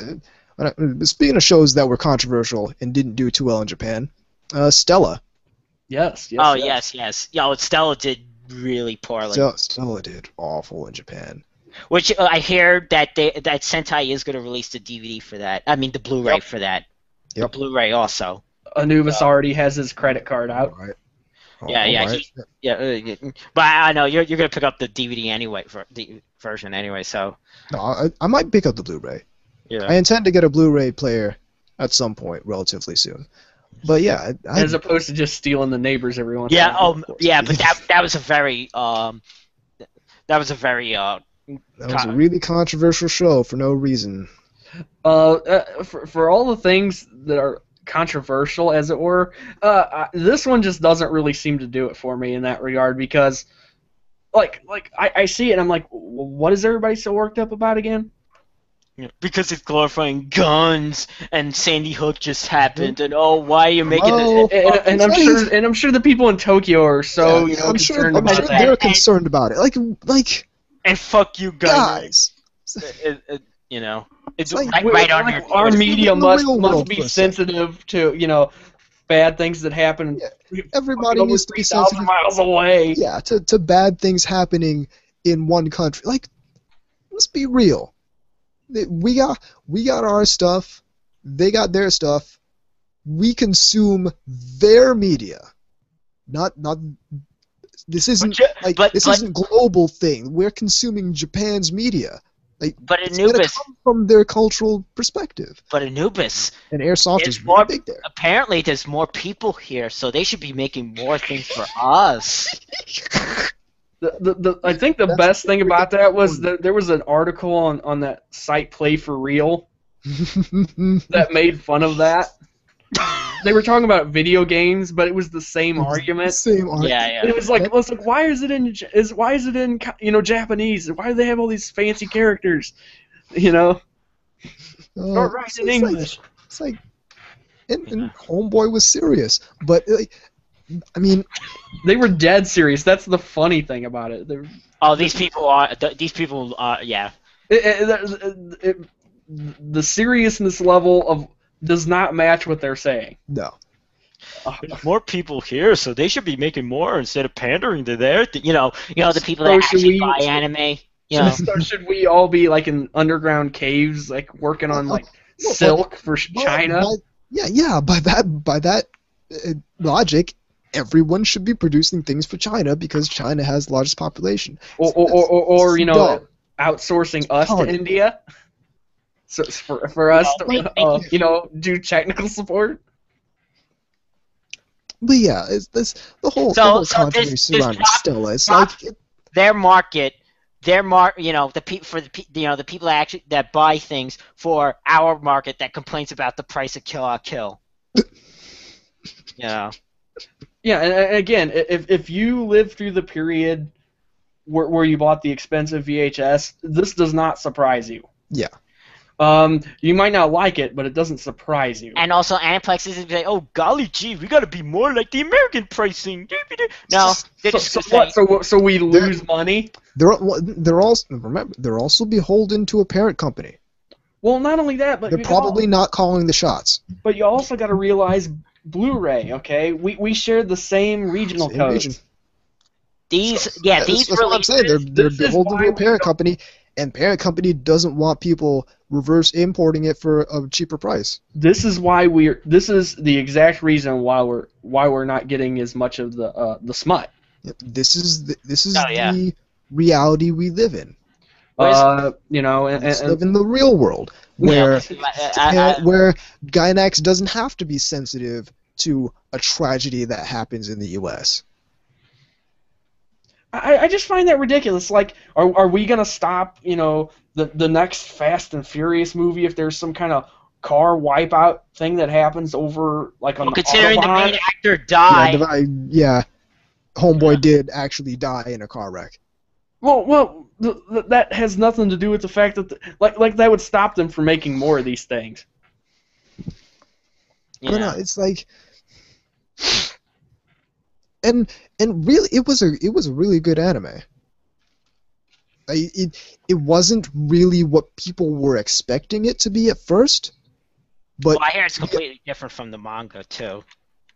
I haven't read the manga, so I have no perspective on that. But as far as what it started out being and what it ended up being, really, really great with the whole transition I from enjoyed it. like the whole slice of life thing to actually kind of having a story, actually having character development, and actually having all these things that people in the anti-Moe brigade clamor for. They're not characters, they're Moe tropes. Yeah, Moe tropes. A bunch of people who don't know what they want, complain about it all the time, but actually, when a Moe show has all this, it's still tropes. It's like. It was really good. It had a great story, That's the other funny thing. Character, and the entire progression of the story and all that was front and center. And it also had Airsoft with jazz. And far before it's Dakimaka ready. You mean Anubis? You mean you don't like to put your penis in the gun barrel and? No. Somebody actually said that. I don't remember who it was, but they said this show, or maybe it was Apate. I think it was Apate, yeah. It really doesn't matter because it's the same principle. People that want to make love to their guns. People who fuck their guns. I remember What kind of gun barrel would that be? What don't know. What are you talking about? Like a 40 millimeter grenade launcher? Exactly. It's like a 30. Like, 30 millimeter. Hey, it doesn't. Autocannon. It's like I can't get it. There's no like. You can't get into their heads. Yeah. I can't. No. Maybe the 20 millimeter on the OICW, but I mean that's tiny. Like, there's no man portable small arm that you can actually do that with. But I can't get it into this Mauser. It's like you're trying to get it into this thing here. I don't know. Just the visual that they. I mean, I know they're talking about, but the point is, I realize they're trying to be symbolic when they say that. I hope. But they're stupid. But the visual of that is so funny. If somebody tries, it's fine being symbolic, but don't be dumb. Just like that's not gonna being dumb's not gonna help anyone. I just like the visual of somebody trying to put it into a sidearm. Like it's got all this stuff, all this story, all this actual character development where the characters change, and nobody's getting on board with it because of its aesthetic and because of guns. And I think that's really weak. Yeah. Well, we know what is really big in Japan right now as far as Moe military, which Kansai collection. Yeah. No. Like I said, I'm giving that the benefit of the doubt. Maybe it might be, maybe it won't. Yeah. I can't say anything because I don't know fucking anything about Kansai Collection. As far as Kansai Collection goes, I apologize for referring to you as this, VZ, but as far as Kansai Collection goes, you're going to be my early adopting sucker. Okay, because that's fine. If you're real pumped about it, and if it's like the best thing since sliced bread, and you come and tell me that, I'll check it out. Great about Otherwise, I'll watch the first episode or so. I'll see. It might be... because I'm not really even watching a lot next season. I mean, it's only like 3 other shows that I'm really, Yeah. A couple other shows I was gonna go over, but I honestly don't know enough to really say much about them. Like, I never seen Kara Kano, even though I know that. That was pretty good. I actually really enjoyed that. Wasn't Hideki Anno's wife directed that? I don't know. I'm almost certain that that's what that was. That was Hideki Anno's wife did that. I've not seen... I've heard of Ibicho, and it sounds hilarious, but I've not... It's basically like this hamster that observes a couple's sex life. Oh yeah, I've seen like stuff in that from AMVs, but I haven't actually seen the thing. I think I've seen a couple of image macros that are floating around, but... It sounds hilarious, though. So I watched some of Mahoromatic, but never really finished it. I never seen Nadia either. It's been a long time. I have, but it's been a very long time. I always what the hell is that called? I know a lot of people have seen This Ugly Yet Beautiful World. I haven't seen that. A couple years ago, I was really meaning to see it, but that sort of fell by the wayside. I might check it out at some point. One thing I saw. Which two things. I think that was also a co-pro. 2 things I saw. I tried watching, and I couldn't get into it, Medaka Box, which the only reason why I took a look at that was it's done by the same guy that does Monogatari, Nisio Isin. Oh, okay. See, yeah, but I couldn't get. The only reason I would watch that is because I like the main character's boobs. Again, with the blunt honesty. I did watch the short that equals to 25 minutes when watched all together. Hokage no Pleiades. That's the magical girl one that was like basically magical girl Subarus. Yeah, I was about to say, isn't that like the Subaru car anime? Yes, and it's also it came out at the same exact time as Madoka. So no doubt it was overshadowed by that. Yeah, very. It was actually decently in its own way. I kind of liked it in its own cutesy little way. Apparently they want to make more, but I haven't seen anything that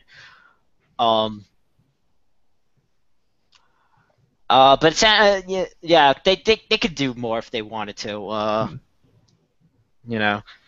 But anyway, I think we're gonna probably be kind of wrapping it up here. Yeah. Yeah, So, Gainax hasn't made as much as other studios, and that's actually why the studio Gonzo was formed, because Gonzo was from Gainax, former Gainax. They said they wanted to make more anime. And look what happened with Gonzo. Yeah, look where they are now, which is unfortunate. But okay, so yeah, closing out this segment, favorite Gainax production, go. Oh shit. Jeez. Let me think about that for a minute. Well, I'm gonna pretty much say what I said before. Pretty much Gunbuster and Ava. Yeah, I guess I'm gonna have to I'm gonna have to say that too, but also throw in a good nod to Gurren Lagann. Yeah, Gurren Lagann. And fair, If I can choose two, I'd pick Talking to a Video in Ava. If I can only choose one, it's got to be Ava. Yeah, I know. Big surprise. We picked the elephant in the room. Oh, of course. Ava was... There's a reason, though. There's a reason. Ava just is so rewatchable, though. Oh, it really is. It really is. And, it's... That show... You hear it a lot, but it really did change the medium to what we know it today. Oh, it is absolutely a watershed title. Oh yeah. Like you can literally trace pretty much a lot of things that are in anime now to it. There's an entire genre called post-Evangelion anime. And which of course is, makes more sense than a post-Apate world. Yeah. but now they're just pandering and they're making shit. No, of course. Anyway. With that, that's the break. Keep it right here on NTR Radio. And there we go. And that button, and that button, and... Living in a post-Apate world. What are we playing this? Post-Apate world. Where is the tease? Do we even have that? We're living in a post, I don't know. Now we're living in the post-Stella world. Living in a post-Valvrave world, too. Post-Valvrave. And Valvrave is already in the future. Post the irrelevant magical. We're living in a post-Sunrise world. See what I did there? Because Sunrise, as in the company, because the thing with Sunrise, that term has always been interesting to me because that's not really what's happening there. Yeah, no. I've always found that interesting that we use that term. But then again, the more you think about it, what are you going to say otherwise? Yeah, exactly. Revolution of the planet, yeah. One revolution later. The next planet has revolved such that the sun is now on the horizon and the planet is continuing to move such that the nearby star is now in sight. Is appearing to move over the horizon. The sky. However, that's not really what's happening. What's happening is this ball of iron that we're on is just spinning out there in space, and that's causing the illusion that the star is moving because motion is relative. Sunrise. Sunrise. And so we just shorten it to sunrise because we can't say that every time. And even if we could, who wants to do that? It's like a heuristic. It's good for explaining things in simple terms, but it's going to always be bad with specifics. Right. So it appears I don't have the song that I wanted to play. So please tell me you were going to say something. You were going to play. I do have Gynax music. I just need to pick which one. That one. Let's do that one. Let's turn down the volume first. Now let's do that one.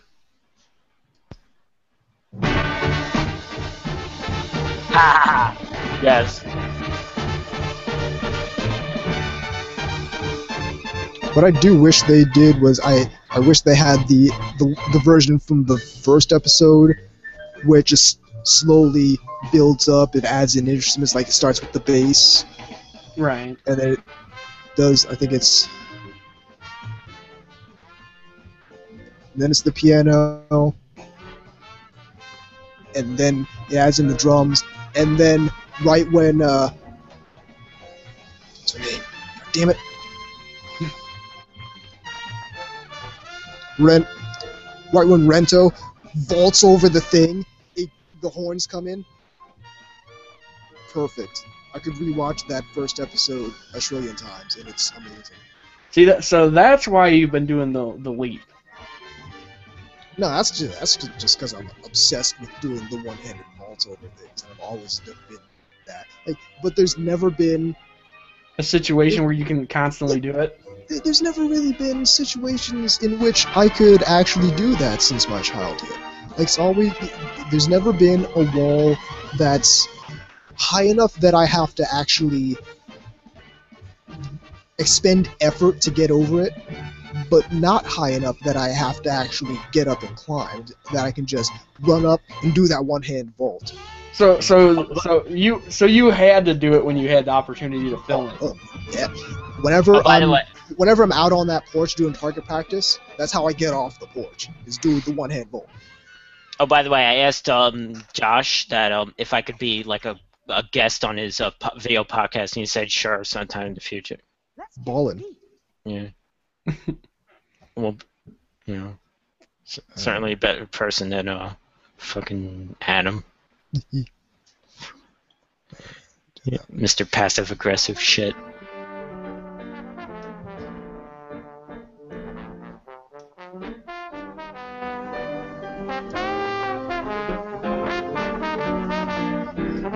I think someone somehow obtained a scan of my brain when deciding what kind of F music to put into Stella. Because it's like, hey, we got this scan of the brain activity of this dude named Time Enforcer Nudis. He really likes. See, the NSA actually does have your best interest at heart. It's like he likes listening to jazz whenever he does military stuff. Let's put jazz in this show. That's like me, and when the you know, the description for Love Lab first came out, I'm like, okay, this is totally let's pander to VZ. We have Glasses Girls, we have Tsundere, they're in middle school. Go. It's like, the thing is when I hear this music, I imagine myself like in a pub, sitting there, and like somebody across from the table said something smartass, and I reach across and grab him by the throat. I just think of the Cowboy because I have really long arms. I just think of the Cowboy Bebop opening. Well, I think of being specifically think of being at the staging area, loading up magazines and getting my gear on, because that's exactly what happens when this kind of music is playing when I'm around. No, notice the difference there. He's planning on violence. When he hears this music, he's planning the violence, and when I hear it, I'm imagining doing it. So, what do you imagine when you play A Sunny Place 2? What do you think? You know. Actually, I was listening to the Hidamari sketch soundtrack a couple weeks ago when I was re-zeroing my Red Dot site. So the Hidamari sketch soundtrack is fair game as far as the whole military stuff thing goes. I actually have this playlist of stuff to listen to while doing military. There's more than one soundtrack, you know, because there's different seasons. Yeah, no, I've got like there are a bunch of folders in the thing that I downloaded. I've actually yet to go through them all. I listen to a lot of martial sounding music when I'm gearing up for something. See, that I guess those two tracks from Ava that are almost the same, Decisive Battle and Spending Time in Preparation, those are great too. But otherwise, it's basically all smooth jazz. For some reason, I don't know why. Now, see, I would every time I just gravitate to jazz whenever I'm gearing up my. It's like I'm either playing it or I'm thinking about it while I'm gearing up. Because I'm not playing it. See, I think I've seen like Apocalypse Now or something too many times because I hear Wagner and shit.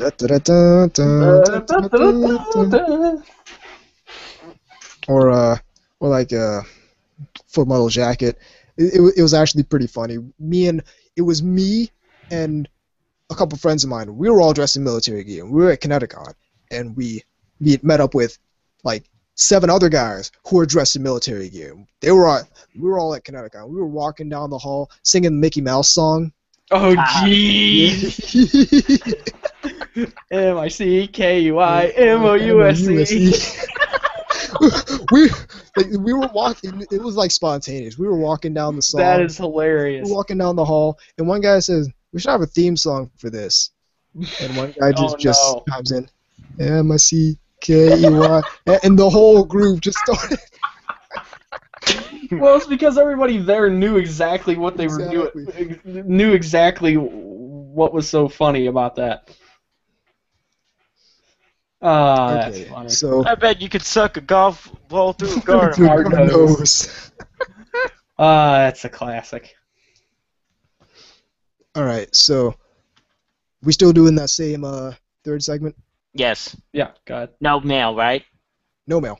Okay. Well, let me check and see if we got any mail in the past. Like, you know what? Yeah, I'll check. I was gonna be lazy, but I said, yeah, I'll not be lazy. Yeah, we don't. So let's do that third segment. All right, let's roll.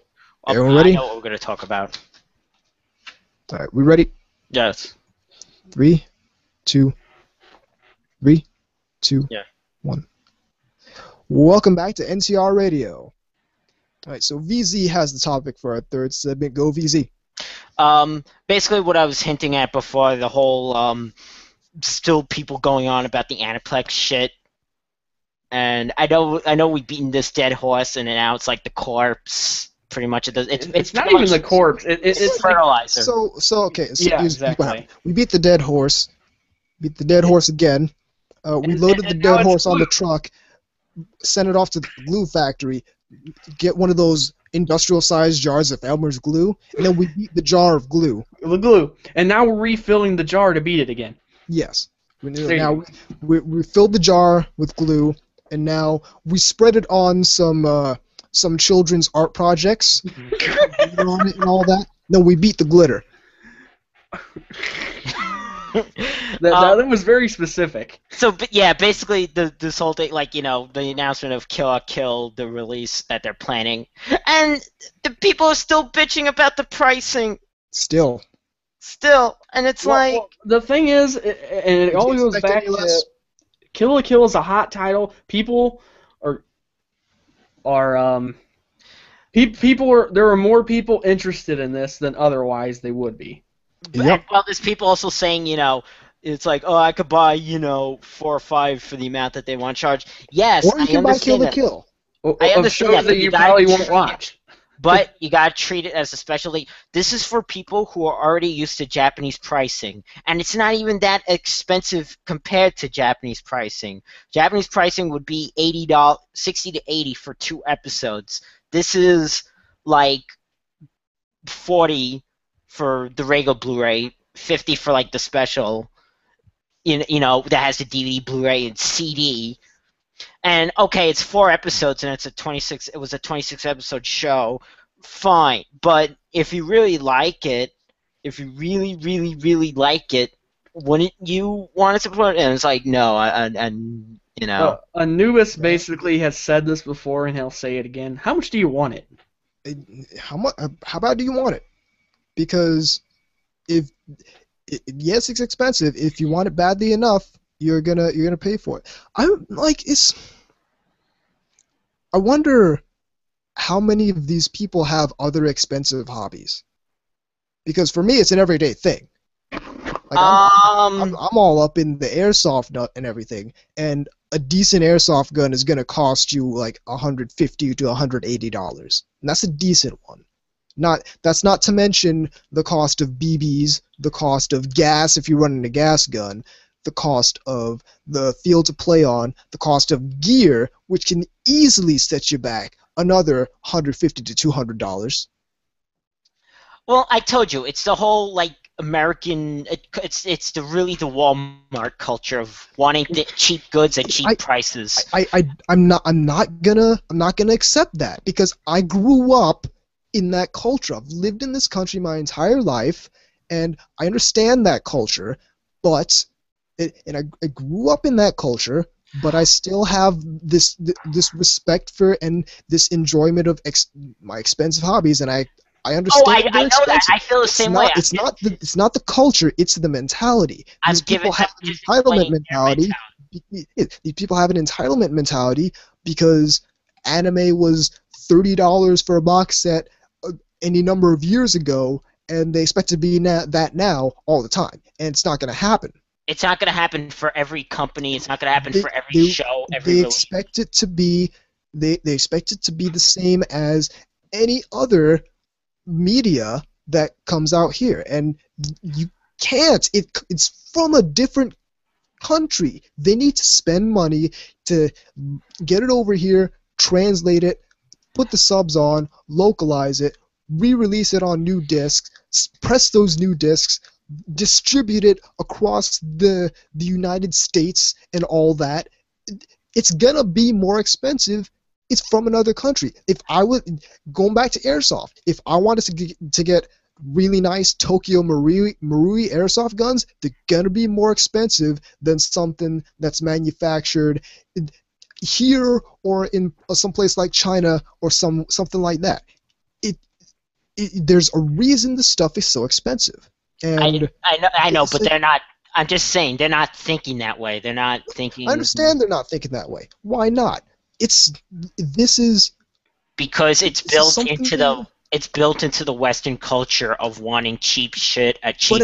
But I've grown up in that culture, and I don't have that mentality. That it's not a product of the culture. It's a product of these people's mentality that they feel like they deserve, or this stuff isn't worth that much. And if it's not worth that much to them, that's fine. But then when we come down and when the Kill la Kill domestic release drops and that's all finished, and 2 months later no one's talking about it, I don't want those people complaining that there's no anime being made for them anymore, because they had their chance and they didn't take it. Well, that's the thing. Rampage. It's like, I know that the release of I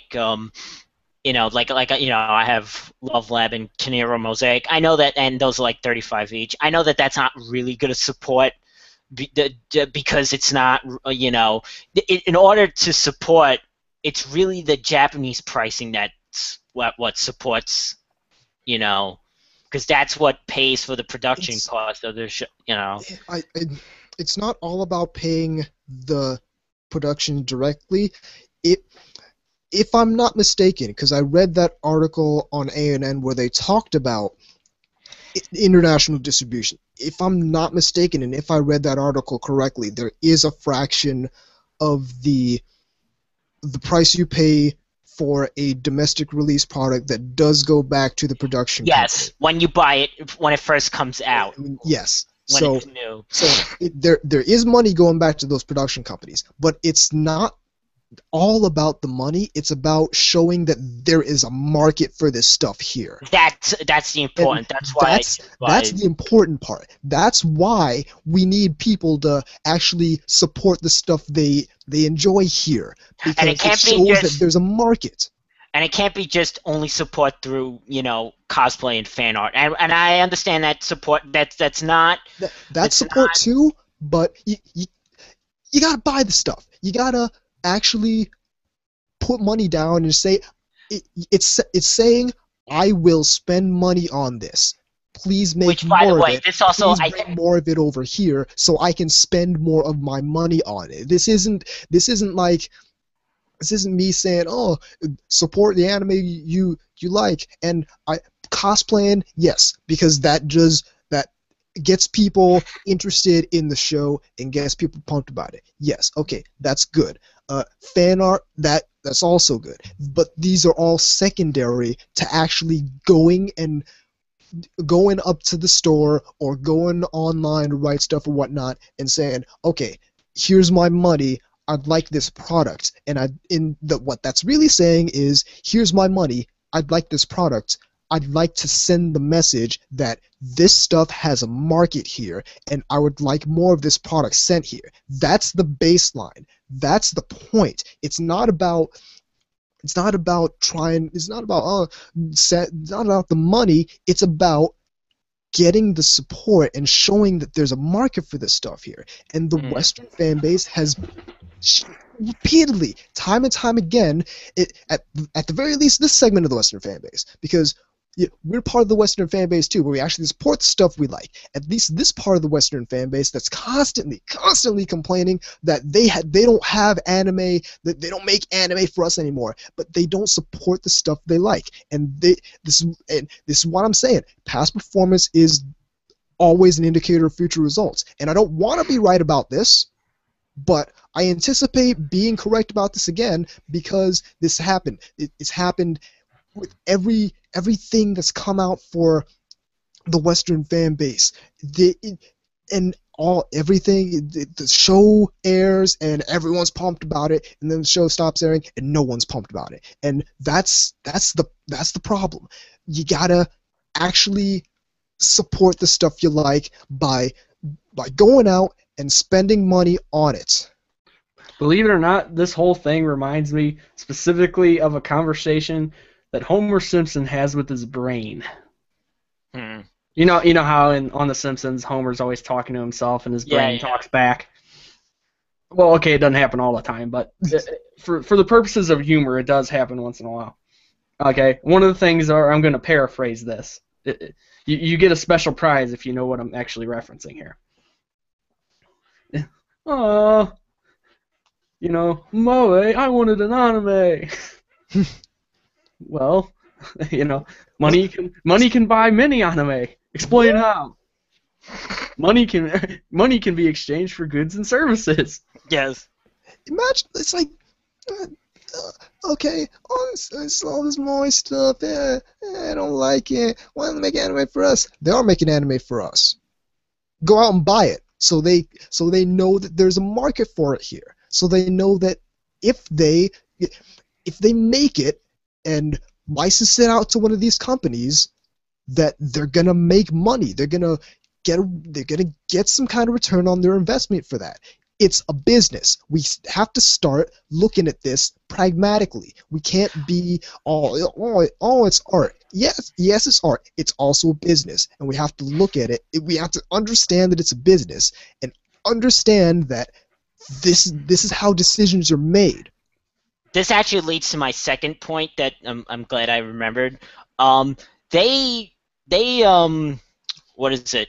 Ask John had a thing on his about the Sailor Moon release, and it basically he's and of course because the last time it was asked, it was a whole blowover controversy of what he said.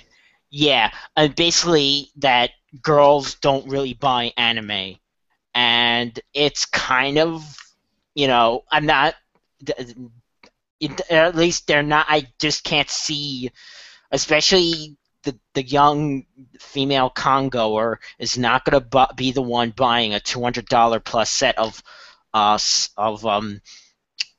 Card Captor Sakura or the upcoming Sailor Moon. That's not. And of course, but how dare you say that girls don't support, aren't a fan?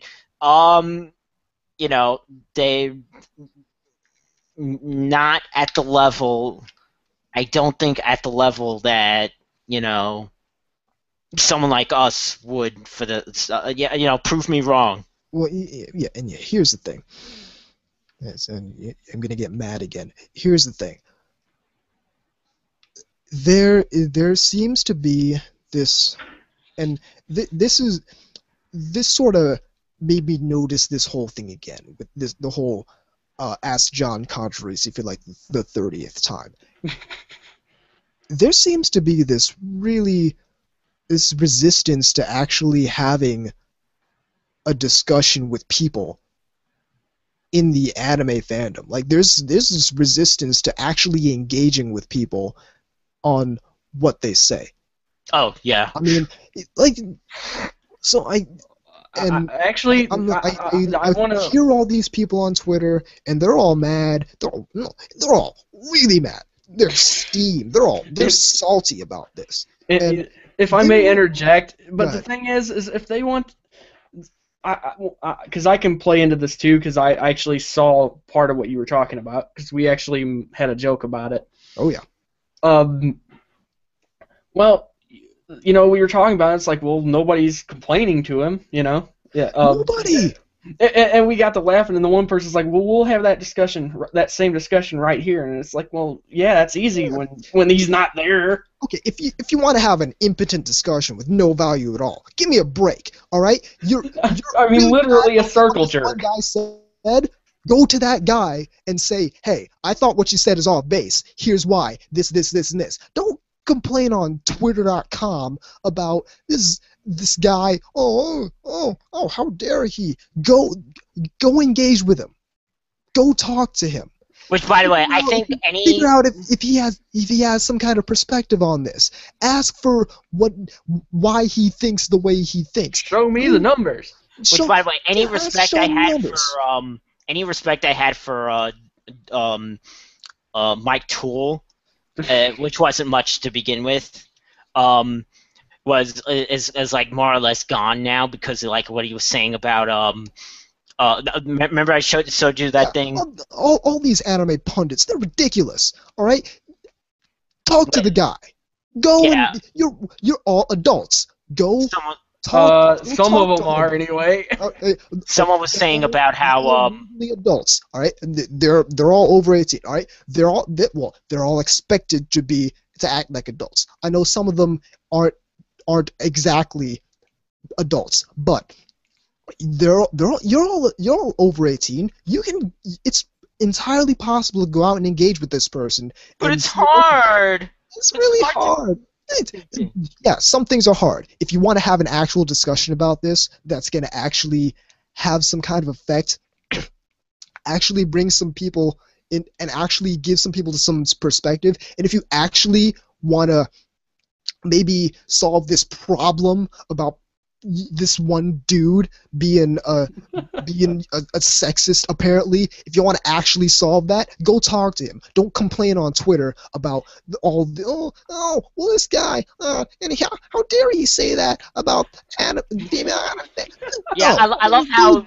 And I look at the article, and there's one comment from a regular commenter. So I guess nobody was mad at it, because apparently nobody's mad enough to actually go and drop a comment. Listen, if someone says something off base, call them out on it. We need to harbor an environment where that's the norm, not just okay, because right now it's not okay. If you call someone out, if you say they said that John was toxic.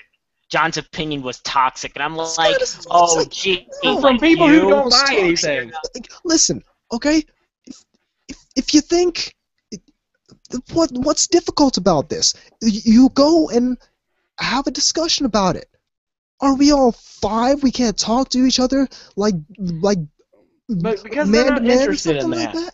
No, they're not interested. They want to They're interested in circle Twitter. jerking. They're interested in circle jerking in their own comfort zone. By aggression inhibitors. They're interested in see. And here's the thing. At least why I'm gonna guess the Twitter thing. It just seems to me like it's a place where it's a comfort zone, like to where basically they want to play in their own court. Yeah, they want to complain to all their own followers who are going to agree with them, but they don't actually want to play in someone else's place where they have the home field advantage. But see, here's the difference between that. I live in the real world where people have differing opinions, and don't you people just have love different opinions sports metaphors? because they have different life experiences, and because they're exposed to different things throughout their lives, and you can't.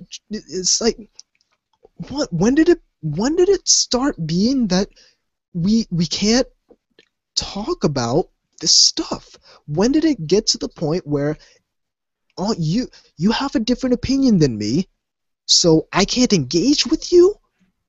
That's being a 5-year-old. I'm serious. Well, the thing is you looking at and you're complaining about all this stuff. I hope something's done about John. You give me a break. Well, no. I'm not even going to go there. I think another thing, and this is a real problem too. I'm seeing a lot more of this than I originally would have probably thought too, and that's people have, for some reason, come across the idea that their opinions are like axioms. You know what I mean? Like their opinion isn't just an opinion. It's like some kind of widely accepted truth. Okay, number one, saying that something is just your opinion should no longer be a panacea, get out of jail free card. Oh, it's just my opinion. Okay, qualify it. Explain why that's your opinion. Because you might have the wrong idea. Number two, some opinions are more valuable than others.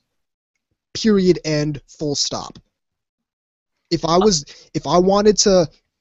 How is John being, like he's just stating the truth. He's not being... Here's my thing. If let me finish my thought.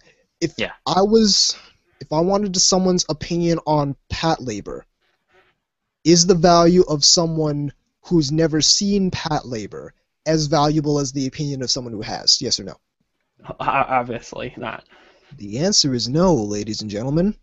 Some opinions are more valuable than others. And this whole thing about opinions, it needs to stop, because it's not the get out of jail free card. But you also got to realize we're breeding a culture that actually gives you a trophy just for going to the game. Yeah. That's an entire and that feeds into this kind of behavior, though. Oh yeah. You get a gold You are not star. a unique special snowflake. No, you're not. Yeah, you get a you get a sticker just for just for sure. Just for showing up, what? But go ahead with your thought, VZ. Oh, I forgot what I was gonna say, but yeah, that does sound kind of like pretty much what. Well, okay, and here's the thing. John is talking from not only what he perceives, but the data he has and his experience. If your experience is different, then not only should you, it's your responsibility to go there and engage with him, because that's an opportunity for both of you to gain perspective and to learn from each other. One thing, I honestly don't know this, because let's face it, the last time I was on Anime Nation was, I don't even remember. I'm sure they have sales data, like in a convenient little database somewhere. I'm 100% positive that John has access to sales data. And I'm sure that has all kinds of things. I'm sure it has demographics. I'm sure it's your typical spreadsheet you got on Excel or whatever rip-off variant of it is that has, like, all the different little things, the age groups, the pricing. I mean, I'm not saying I have some kind of insight into Anime Nation, like I can see into their, Well, this is because. But I'm just saying, right? If I work there and I'm one of the big wheelers and dealers there. No, it's casino, wheelers and dealers. Okay, yeah, exactly. I'm pushing the salt around here. If I'm doing that, I want to know the stuff. I want to know about what I'm selling and who I'm selling it to. Well, here's the. I mean, it's simple business, really. You need to know your target audiences. You need to know. It's literally business 101, and I know that because I took Intro to Business last semester, and they talked about this. Yeah, you gather data on your customers like that. You gather data on your customers to understand what demographics are buying what, who's buying how much, so you can make decisions on how to gain inventory and what to spend your money on, and how to market it and who to market it to. Who to market to. That's this stuff. This stuff isn't. This stuff is literally business 101. I mean, it should be common sense, but we all know about that. No, but remember the whole thing. Common sense. Common sense isn't so common. Yeah, common sense. Kinero Mosaic. That was a Kinero Mosaic joke. Well, yeah. It's like, okay, John. I'm gonna bet that he has access to sales data. Yeah, so that's kind of what I was getting at. So from his perspective, he might be based on his data, he might vantage point. Also, observation at cons and shit kind of helps. Well, I don't know him enough to know how often he's bouncing around to cons. So that would help, but what helps more, and what I believe that if he should be basing these assertions on is actual data coming from the Anime Nation store. Yeah. By the way, sales data. By the way, the question was will fangirls support the car captor sector and sell? It was a loaded question, unquestioned. It was the use of the term fangirls shows that it was a loaded question. It was absolutely a loaded question. But here's the thing. Based on his data, he might very well be correct. Based on someone else's data, he might be incorrect. Right, but the thing needs to happen is that the people who disagree with him need to go on and say, hey, I think you're off base for this reason, and then he can rebut with whatever, okay, maybe I was off base, or he can say, oh, no, this, and this is why I'm right. But no, that's not happening because these people aren't engaging with them. Well, to be fair, the people who are complaining, from what I can tell, the people who are complaining, or at least they're in opposition to this, it has nothing to do with any kind of data or anything. No, of course not. It's first off, they wouldn't have access to that type of data anyhow, because they're guys on Twitter. Okay, they're not selling the stuff. They're not like an intermediary. They don't do orders for it or anything like that. They watch it on Crunchyroll. Yeah.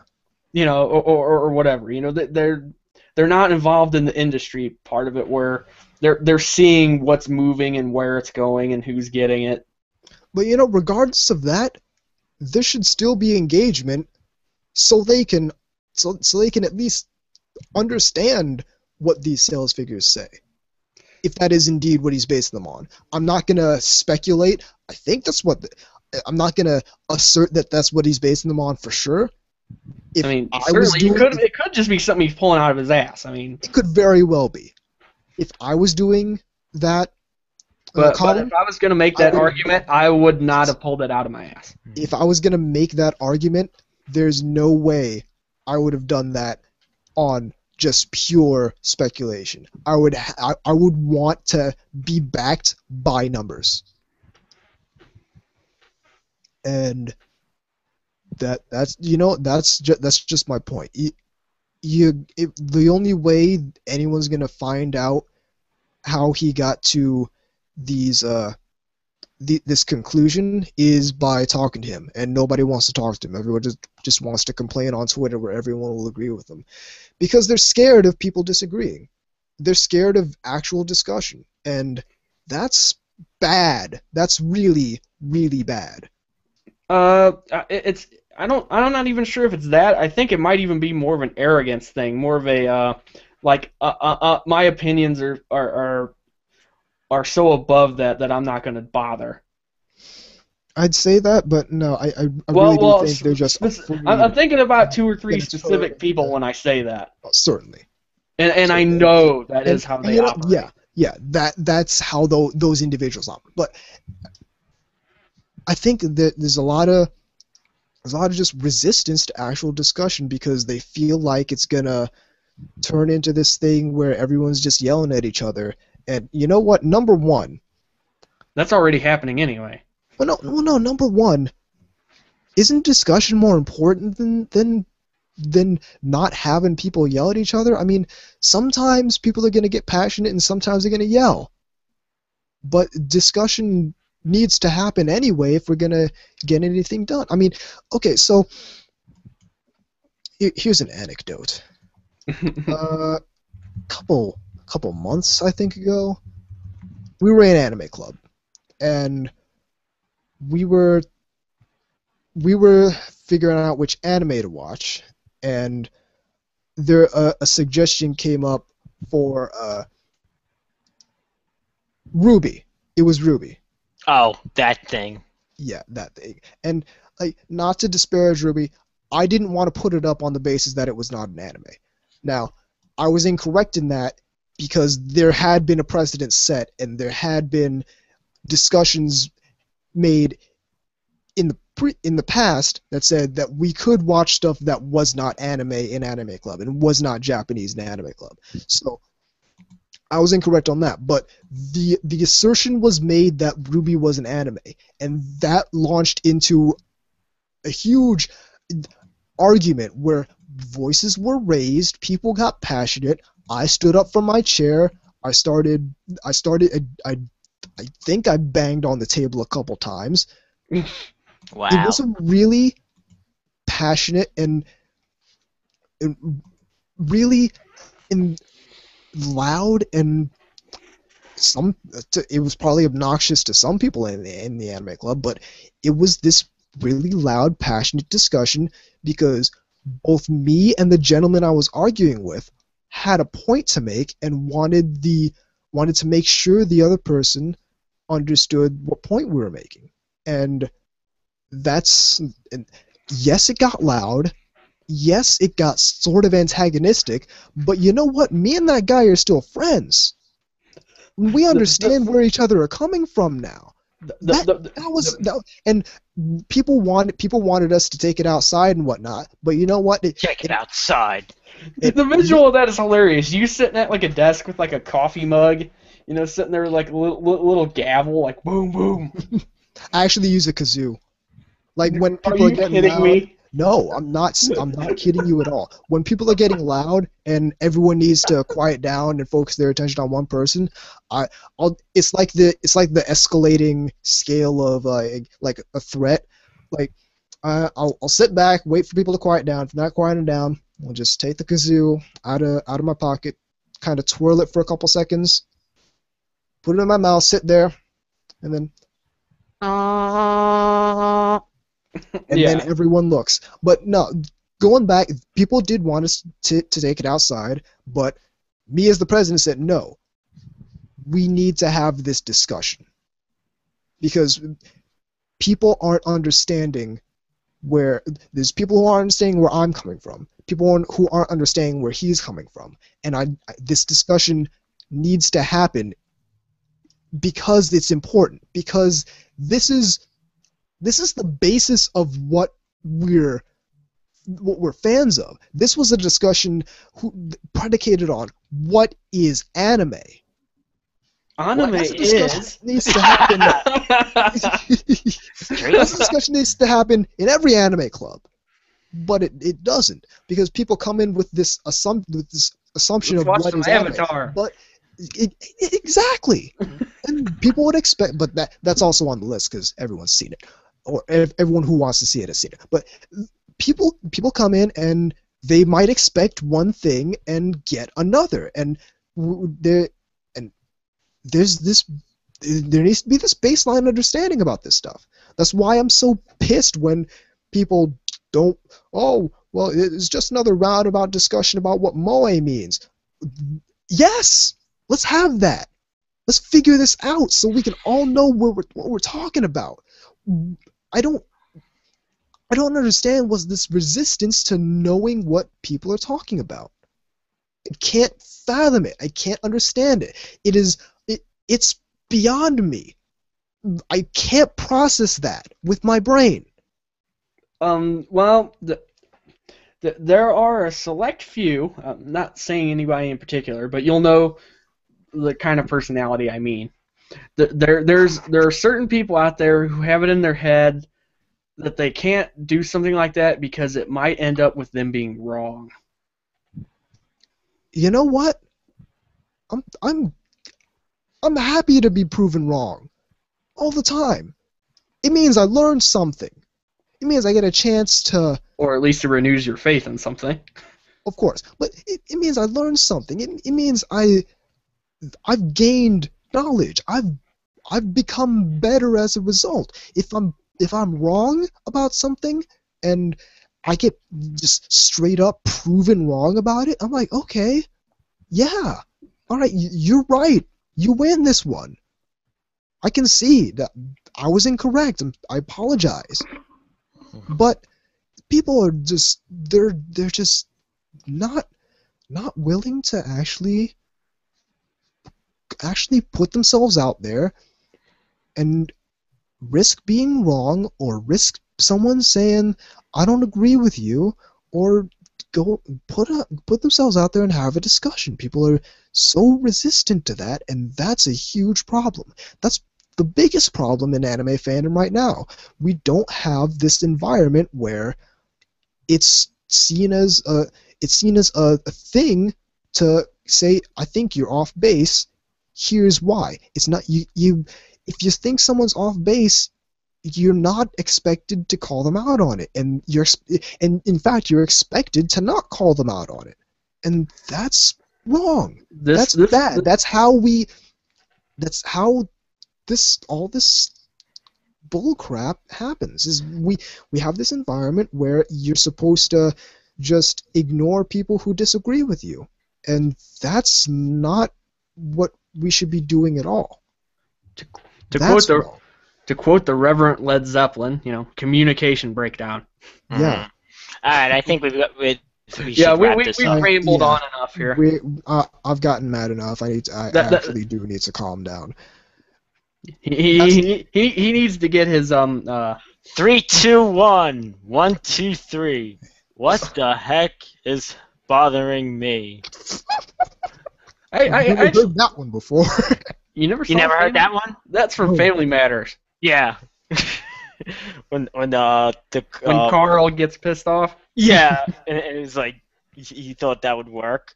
And it does. And it just makes him more mad. Yeah. But, I'll leave off with this. I should have discussions, and at least for me, I hope I can speak for K-Gods and VZ as well. If you ever think I said something off base, talk to me. I wanna talk about this stuff. Oh yeah. All right. So that's the show. All right. The email address is ntrradio@gmail.com. The website is she'slostcontrol.net/podcast. You should check out Podcast Zero, she'slostcontrol.net/podcast 0. They're really good. Check out the YouTube channel, youtube.com/TEAnubis. You can see me hop the fence. It's well worth checking out, by the way. check out all the articles on She'sLostControl.net. Check out VZ's stuff at vzmk2moyandmekagatai.wordpress.com. Yes. I'm Tom Enforcer Unibus. And I'm K-Gods, non-servium. And I'm VZ Mark II, who's getting tired. And even though we gotta render the last segment in 16 kbps due to budget constraints every time we say it, this is NTR Radio. And recorder stop. And